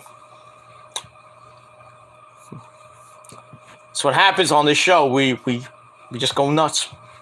We go nuts. You want to see my nuts? No. Anyway, but yeah, we move on from that. Alright, so Jay Lee's was trying to find a better way to get out of this little losing streak that he has. Whatever that is, I don't know. I guess we'll have to find out this coming week. And we'll move on from there. Alright, so I gave that 3 out of 5 stars. Alright, then we go back to the ring. We get, for some odd reason, Fuego del Sol, they gave him a live goddamn mic. Hey, ese, wanna talk about the tacos and the burritos and how much I suck? Jobber. Because he is, that's what he is. Fuego del Sol's a jobber. And you can tell him I said that. Fuck him. I don't care if you're Sammy Guevara's friend. You suck. At least you're not fat! Son of a bitch is fucking fat! I'll make him bleed. Calm down there, Scott. Fuck you! I'm Scott Steiner! He's fat! We'll move on. All right. Anyway, Fuego del Sol talks about how close he has gotten to a bunch of big wins lately. Not that many. Well, I think last week was like the closest. I think against the House of Black, but whatever. Where he had one big win. I forgot how it was like. I think it was against Miro. That was a non-title match, of course, when he got the contract. Remember that? Anyway, so he says that he made the people change his name because they believed in him. They felt sorry for him. That makes him want the House of Black. So, I guess Fuego del Sol has a death wish. So on cue, the lights go out. Sabu comes out. No, Sabu didn't come out. The lights go out, and each member of the House of Black gets shown. You know, Malachi Black, Brody King, and a good buddy, Buddy Matthews, basically surround him. And Fuego's like, I think I should have shut the fuck up and went in the back to catering and had a taco. So anyway, 3-on-1 beatdown, beat the shit out of him. Brody King hits some type of Tiger Thunder Driver, not the Tiger Thunder Driver, the Thunder Driver, lays him out, and then the entire Dark Order come out, and basically they have a stare down with Malachi Black and company. Basically, it's like a 5-6-on-3. I'm like, dude, I mean, Tommy, you're outmatched. You're outnumbered. I mean, you're really gonna fight 6 guys? I mean, you can beat them up in your sleep, but I mean, so basically, him and Malachi and Evil Uno kind of like talk trash. So I guess we're gonna see the House of Black and the Dark Order feuding now, and I'm like, okay, what about the Death Triangle? They simply just forgot about them? Obviously, they keep forgetting about them. Sucks to be Pentagon Obscuro or Pentagon Zero Middle. Ray Phoenix is still not back from his injury, though. They're saying that he's gonna. I think that the Bucks said that on their bios, like, we're gonna defend the AAA tag team belts when we win them against Ray Phoenix and somebody else, not Pentagon, but it's Ray Phoenix and somebody else at the Triple Mania show. So I guess Ray Phoenix will be back in action in a couple weeks if he's gonna be if he's slated to fight at Triple Mania. So I don't know what's gonna happen between these factions. You know, the House of Black going against the Dark Order, and then Death Triangle's like kind of lost in the shuffle because still waiting for Ray Phoenix to come back.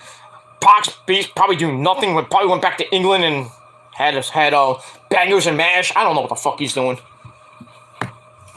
And then Eric Redbeard or Eric Rowan, I don't know what the fuck he's doing. And then Alex Abrahantes or Darth Maul just standing in the back, looking like a fucking druid. Penta says, I shouldn't be in this fucking gimmick. Yeah, you should be doing commentary for the Latin American people. That's what you were doing, and then Penta says, hey. No, actually, the whole thing with Alex Abrahantes, here's the story. He's doing commentary, then he kind of I guess he befriended, or Pentagon befriended Alex Abrahantes. Like, hey, why don't you become my manager? That's how he started getting on TV.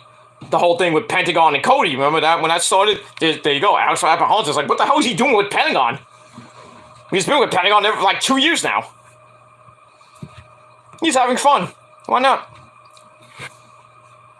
It should have been me. But I'll get there someday. I wouldn't want to be like a manager and get my ass kicked, especially by a guy like Pentagon. I don't want to get my arm broken. I'm delicate.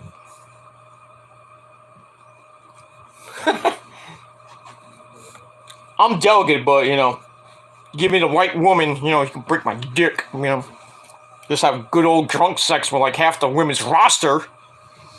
And the Japanese chicks from Joshi and Stardom.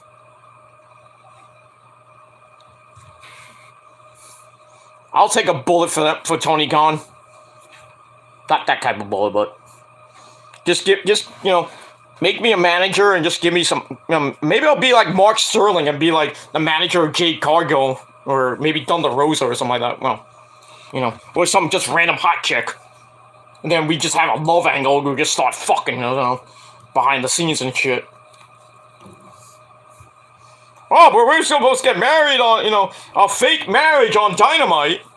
But behind the scenes, we're fucking like rabbits. Why not? We'll move on. Alright. We'll move on. Lawrence is great now. Kenny's on Chase's stream. Oh, great. Probably talking shit. I never trusted that guy from the beginning. Because he was on you-know-whose channel. Then he comes on my channel thinking he's, great. So I gave him a chance. And then, next thing I know, Lauren tells me he's talking shit on other people's chats. So I took his wrench away. And then Prince Idol says, "Fuck you, man. Get him out of here." So.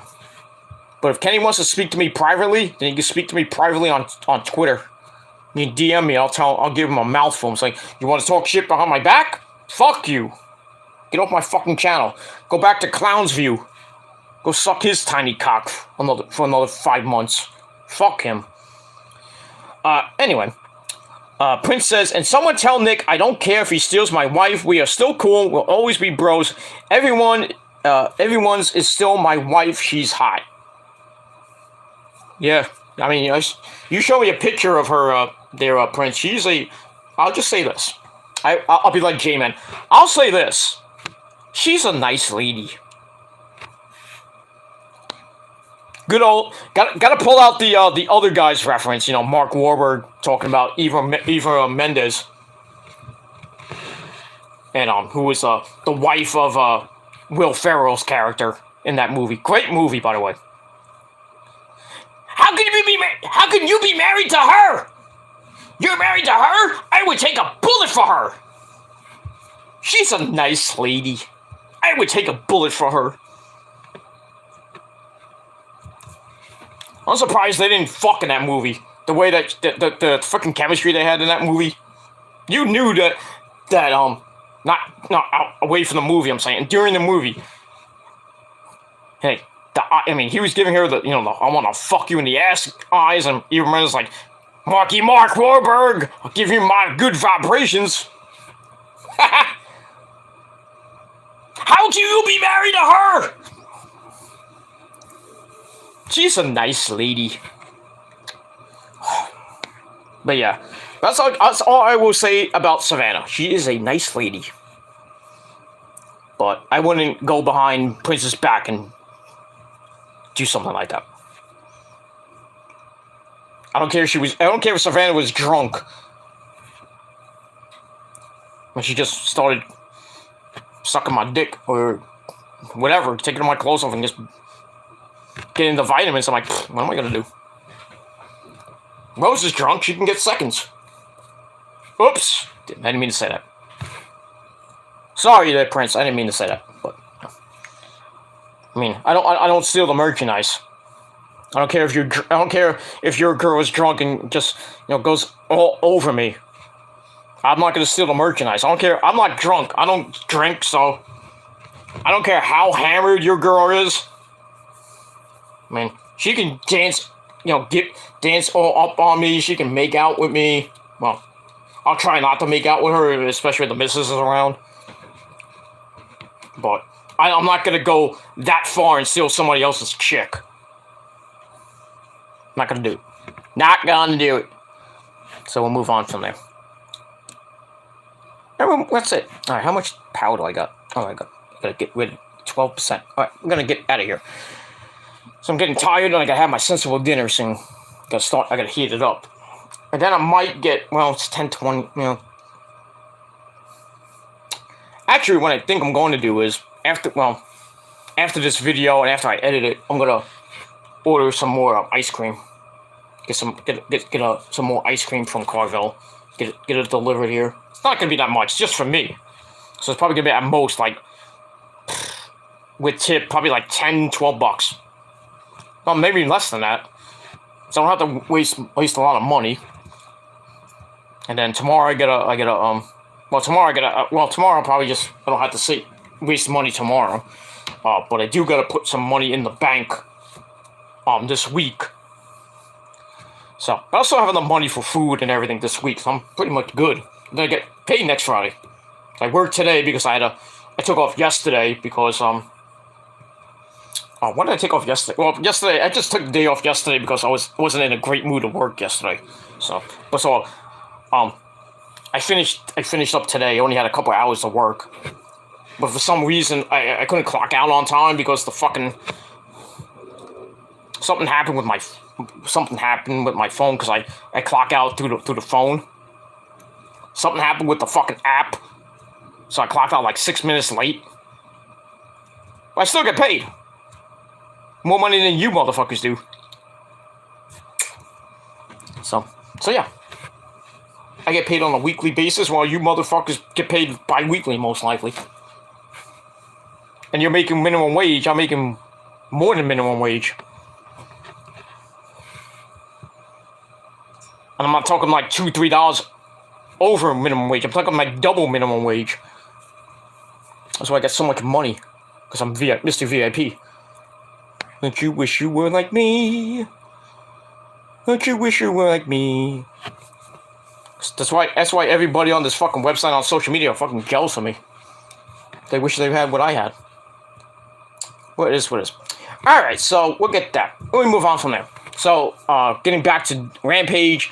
So we'll see what happens with the Dark Order and the House of Black. And with maybe the Death Triangle. So, not a big mess in that those factions. It's just a big mess. So we got that. And we'll move on from there. Okay. All right. After that, we go to another segment with the Men of the Year and Dan fucking Lambert, that fat-faced dipshit. Basically, they say the TNT / co-TNT titles, meaning Scorpio, Skies, and Lambert's, they're basically co-champions, if you will. Basically, they said the co-TNT titles are no longer subject to open challenges. I didn't even know there was open challenges with those two belts. Basically, Lambert hasn't even defended a belt, so there is no open challenge. Anyway, Scorpio says, therefore, if you want a title shot, you better bring a good resume, and if you want a shot, get it the hard way, because the open door is closed. So basically, if you want a title shot, you have to do what we always do. Earn it. Which I think everybody should. If you want a title shot, earn it. Don't just get the John Cena treatment or just get handed a title shot. We don't do that here. That's how wrestling should be. Earn your title shot. Don't just debut and then a week later you get an instant title shot, or you come in the first week and then 3-4 weeks later it's the pay-per-view, you get a title shot. How? You don't have one goddamn match. Your first match is a title shot. What the fuck? Get the fuck out of here. This is not the John Cena rule. What's up, Booby? Booby? Zuzu? Come here, baby. Come here. Come here, my little girl. Yes, my little girl. You wanna be on TV? You wanna say hello to your millions of fans, or you just wanna lay down? You wanna lay down? You wanna come on? You wanna come? No? I don't wanna pick you up because I don't wanna piss you off. No? You don't want to? Okay. Well, okay. Well, since I had the phone here. Say hello to your fans. Say hello. Say hello. I'm gonna go lay down. Leave me alone, you sons of bitches. Leave me alone. Leave me alone, I said.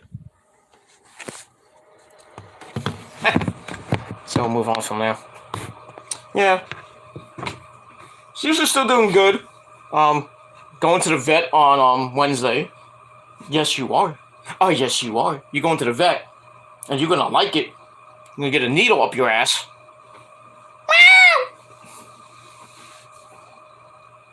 So, but yeah, she's doing good. She's doing okay. She's still not eating as much as she should, but she's still a handful. So hopefully on Wednesday we'll get we'll get an answer what's wrong with the wrestling cat. Hopefully it's not serious, and hopefully it doesn't cost us an arm and a leg, even though Rose is paying for it. I'm not. I don't have enough money to pay for that shit, even for a checkup. I don't know what's gonna happen if the vet's gonna give Zuzu some medicine. That's gonna be a lot more money. I don't know. I don't know what's gonna happen. But if it's bad news, then I don't know what's gonna happen. Because knowing Rosa wants to euthanize the cat. She doesn't want to have another thing where we wake up and the cat's fucking dead like Cookie was. So we don't want that nightmare again. So if Zuzu's it's not good, then we might have to put Zuzu down, and I really don't want to do that. I want her to live a little bit longer. Man, God, she gets worse, then I'll say, yeah, let's just put her down. Just stop the suffering. But she's doing pretty good, and that's all that matters. She doesn't want to eat a lot, but don't you, Susie? Thank you, Zuzu. I got boo boo. I got boo boo. You wanna eat soon? Want some dinner? Yeah, I'm gonna feed you in a minute, okay? Good girl. You're such a good girl. Oh, she's up. Now she's up. She's up. You want to come up? Come here. Now you're gonna come up here because I told you so now. You're so good. You're so good. You're a good girl. You're a good girl. Good girl. Yes, I know. I know you don't like it. Stop it. Don't you bite me. Don't you bite me. I will fuck you up.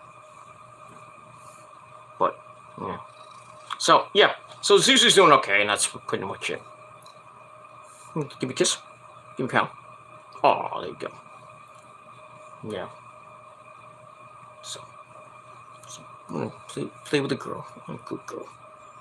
You're a good girl. Good girl. Good girl. She's a good girl.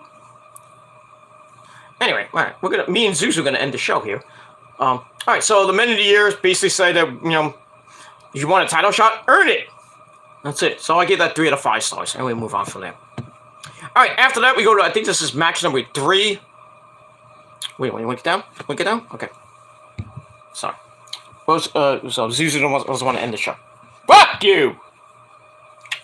Alright, so after that, we go to Red Dragon, or the Undisputed Elite, without Adam Cole. So Red Dragon, Bobby Fish Sticks, and Kyle O'Reilly Auto Parts. They take on the Dark Order of Preston, or number 10, and Allen 5 Angels. It was an okay match, 7-minute match. Nothing really to see here. Red Dragon was beating the crap out of 10, which was strange, because 10 is like the powerhouse of the Dark Order, if you will. But he was getting beat up. And then 5 comes in to clean house. O'Reilly reverses a Northern Light suplex into a guillotine, which is a very nice counter. And then 10 comes in, hits a spine buster on Bobby Fish, onto both of them, onto Fish and number 5. Looks like both of them got hurt at the same time. So he hits that. He's going nuts. And then that earning himself serial kicks to face, basically knocking him out. And then O'Reilly and Fish pick up number 5. They hit Chasing the Dragon. 1, 2, 3. They get the win in almost 7 minutes. Obviously, we're gonna win because they're going after the tag belts pretty soon. So I give the match 3 out of 5 stars. That's it. After the match, we get a post-match beatdown on 5 and 10. 5 and 10, go to the store. So they get a beat down, and then Jurassic Express comes out. Well, without Christian Cage this time, not like on Dynamite. So Jungle Man, Jack Perry, and Luchasaurus come out for the save with the tag team belts. They come out, they chase O'Reilly and Fish out of the ring. And then Adam Cole, baby, comes out of nowhere and steals the tag team belts. I was like, oh, look, this is ours now. Pretty much. Pretty much that's what's going to happen. The so-called, remember when Adam Cole made the prophecy, no pun intended? He stole that from me. He made the whole prophecy that we're going to win all the NXT belts. And Red Dragon won the tag team belts, and then Roddy won the North American title. Then Adam Cole completed the prophecy and finally won the NXT World title, and they held every single belt. Then they proceeded to lose them after a while. And then after that, they were gone. Except for Roddy. He's still there. Why? Why is Roddy still there? He's the NXT UK champion of all things. He's the UK champion, and he gets beat the fucking shit beat out of him by Solo Sikoa. In the little tournament. Not the tournament. The qualifying match for the North American title ladder match. But so yeah, Roddy was just in NXT. He's gonna go back to the UK, defend the NXT UK championship. So we won't see Roddy in AEW anytime soon. As much as everybody wants the Undisputed Era to be fully, fully intact, all four of them in AEW, we're not gonna get that anytime soon. But anyway, so yeah, Adam Cole steals the tag team belts and holds them up.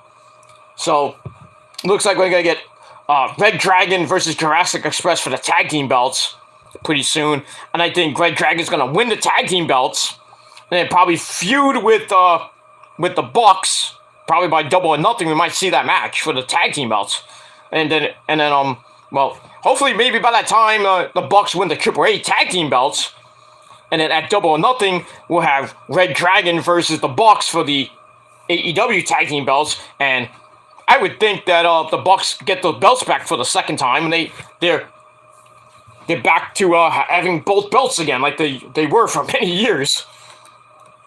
They were triple champions at one time. Remember when they were the junior tag team champions in New Japan? Then they were the PWG tag team champions, and then the Ring of Honor tag team champions. They had all the belts at the time, not like the Hardys, But it is what it is, and that's it. So we'll see what happens with that in the next coming weeks, and that's it. All right, after that we get a double promo from Nyla Rose and Vicky Guerrero. Excuse me. So they talk about interrupting Thunder Rosa on Dynamite, basically because they wanted to disrespect Thunder Rosa. Oh, you think you did? Talking about backstroking your way to Mexico and talking about her culture and shit. Stupidity. Basically, they wanted to disrespect Thunder Rosa.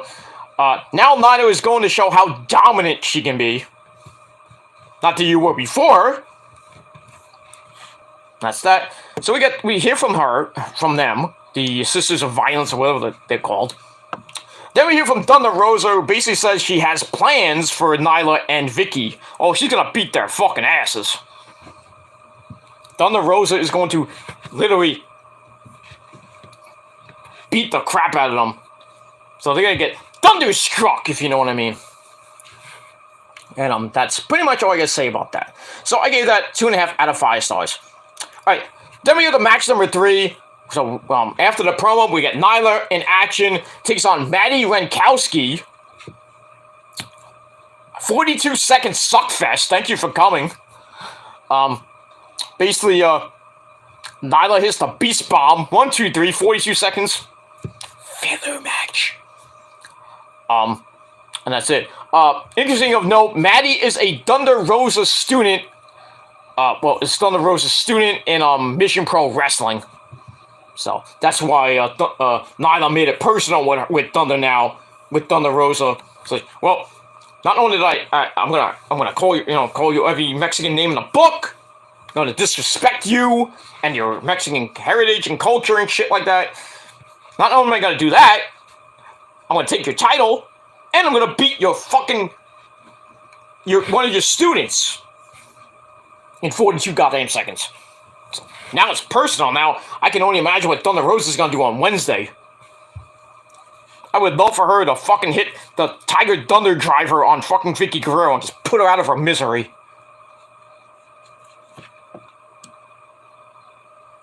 That's it.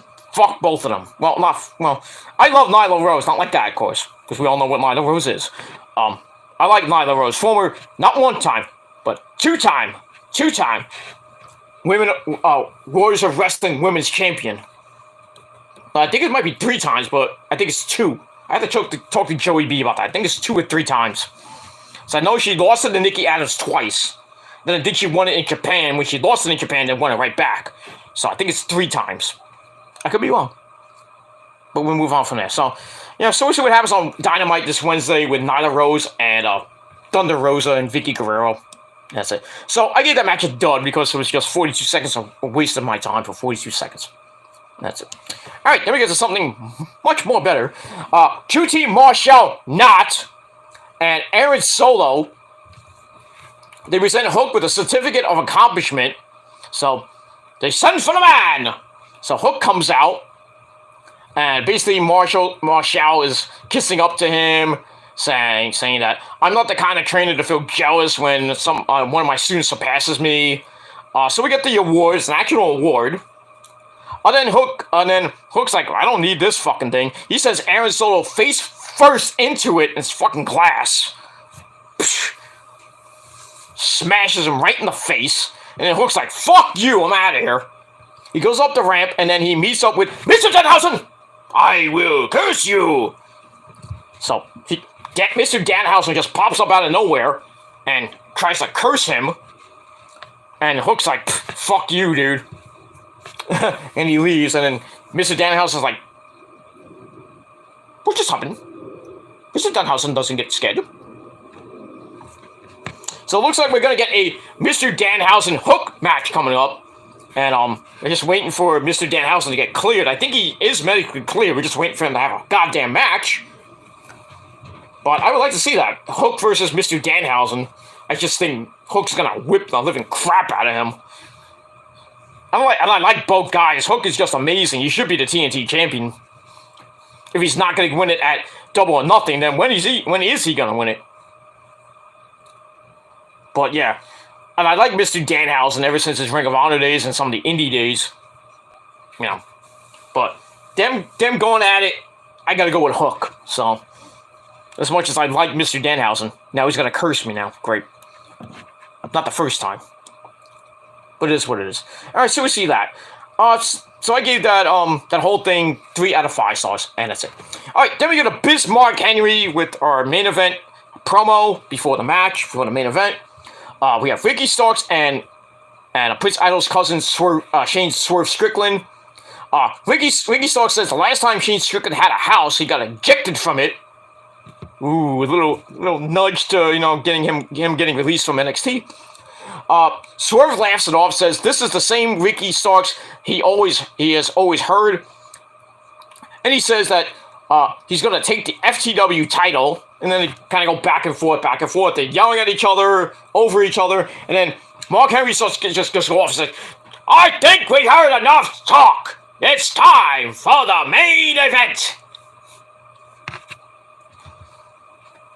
Mark Henry thinks he's the voice of reason, but he's not. Alright, so we get that. So then we go to the main event for the FTW title. Ricky Starks versus Swerve. Very good match. Almost 11.5 minutes.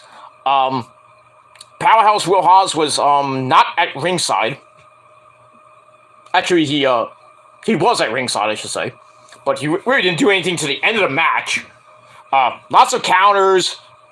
Lots of near falls. We're getting in the end. Rope is countered. Then we get a kick out, which sends Swerve to the floor, where Powerhouse Will Hobbs takes him out.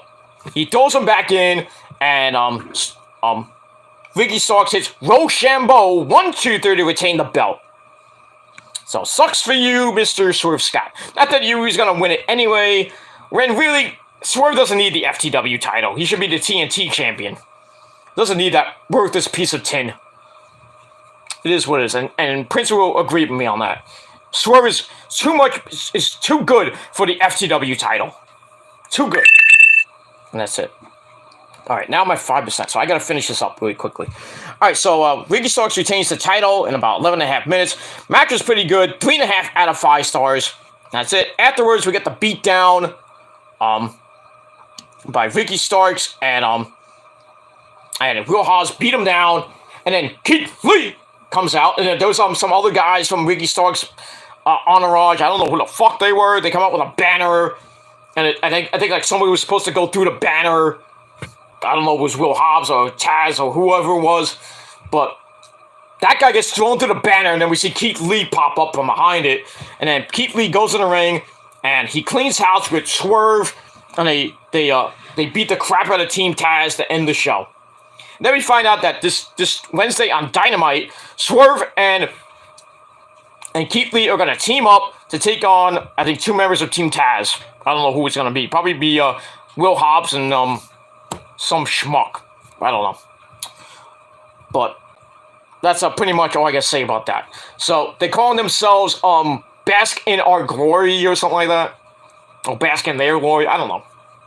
But yeah, so Keith Lee and Swerve are going to team up for the first time in many years against Team Taz, and we'll see what happens on Dynamite.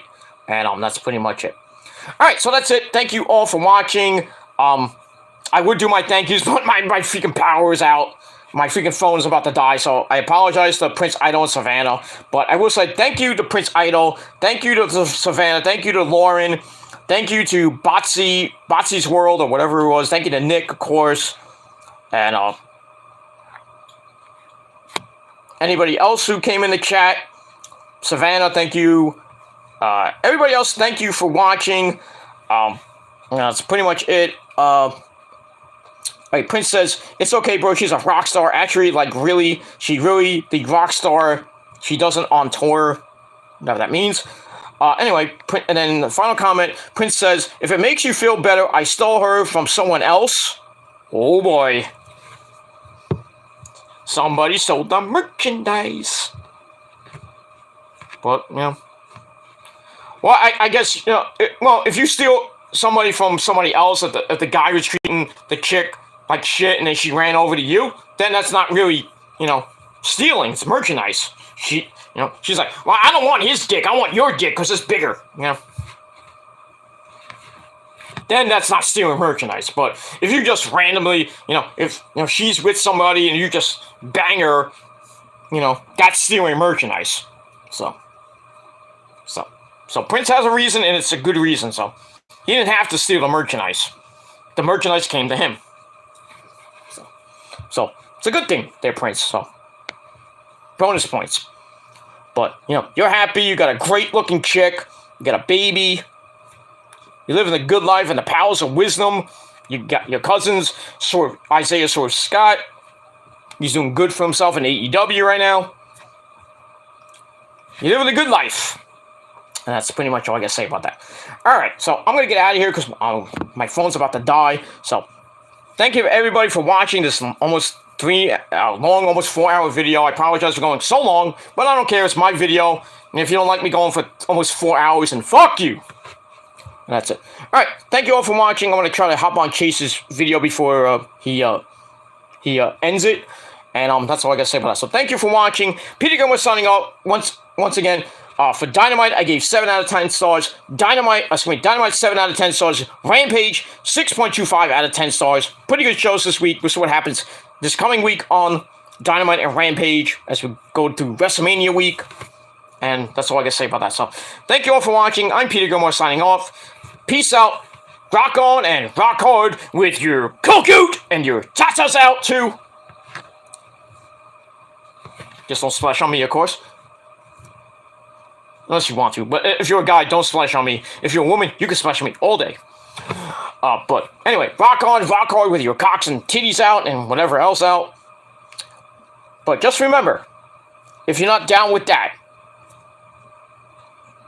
me, Nick, Prince, Lauren, Savannah, Felicia, everybody else in the entire prophecy, because it's real, ladies and gentlemen, it's the hottest thing going today. If you're not down with that, well, sucks for you, because we got 3 words for you. Fuck you, man. That's it. I'll see you guys later. Have a great weekend. Until next time. Peace.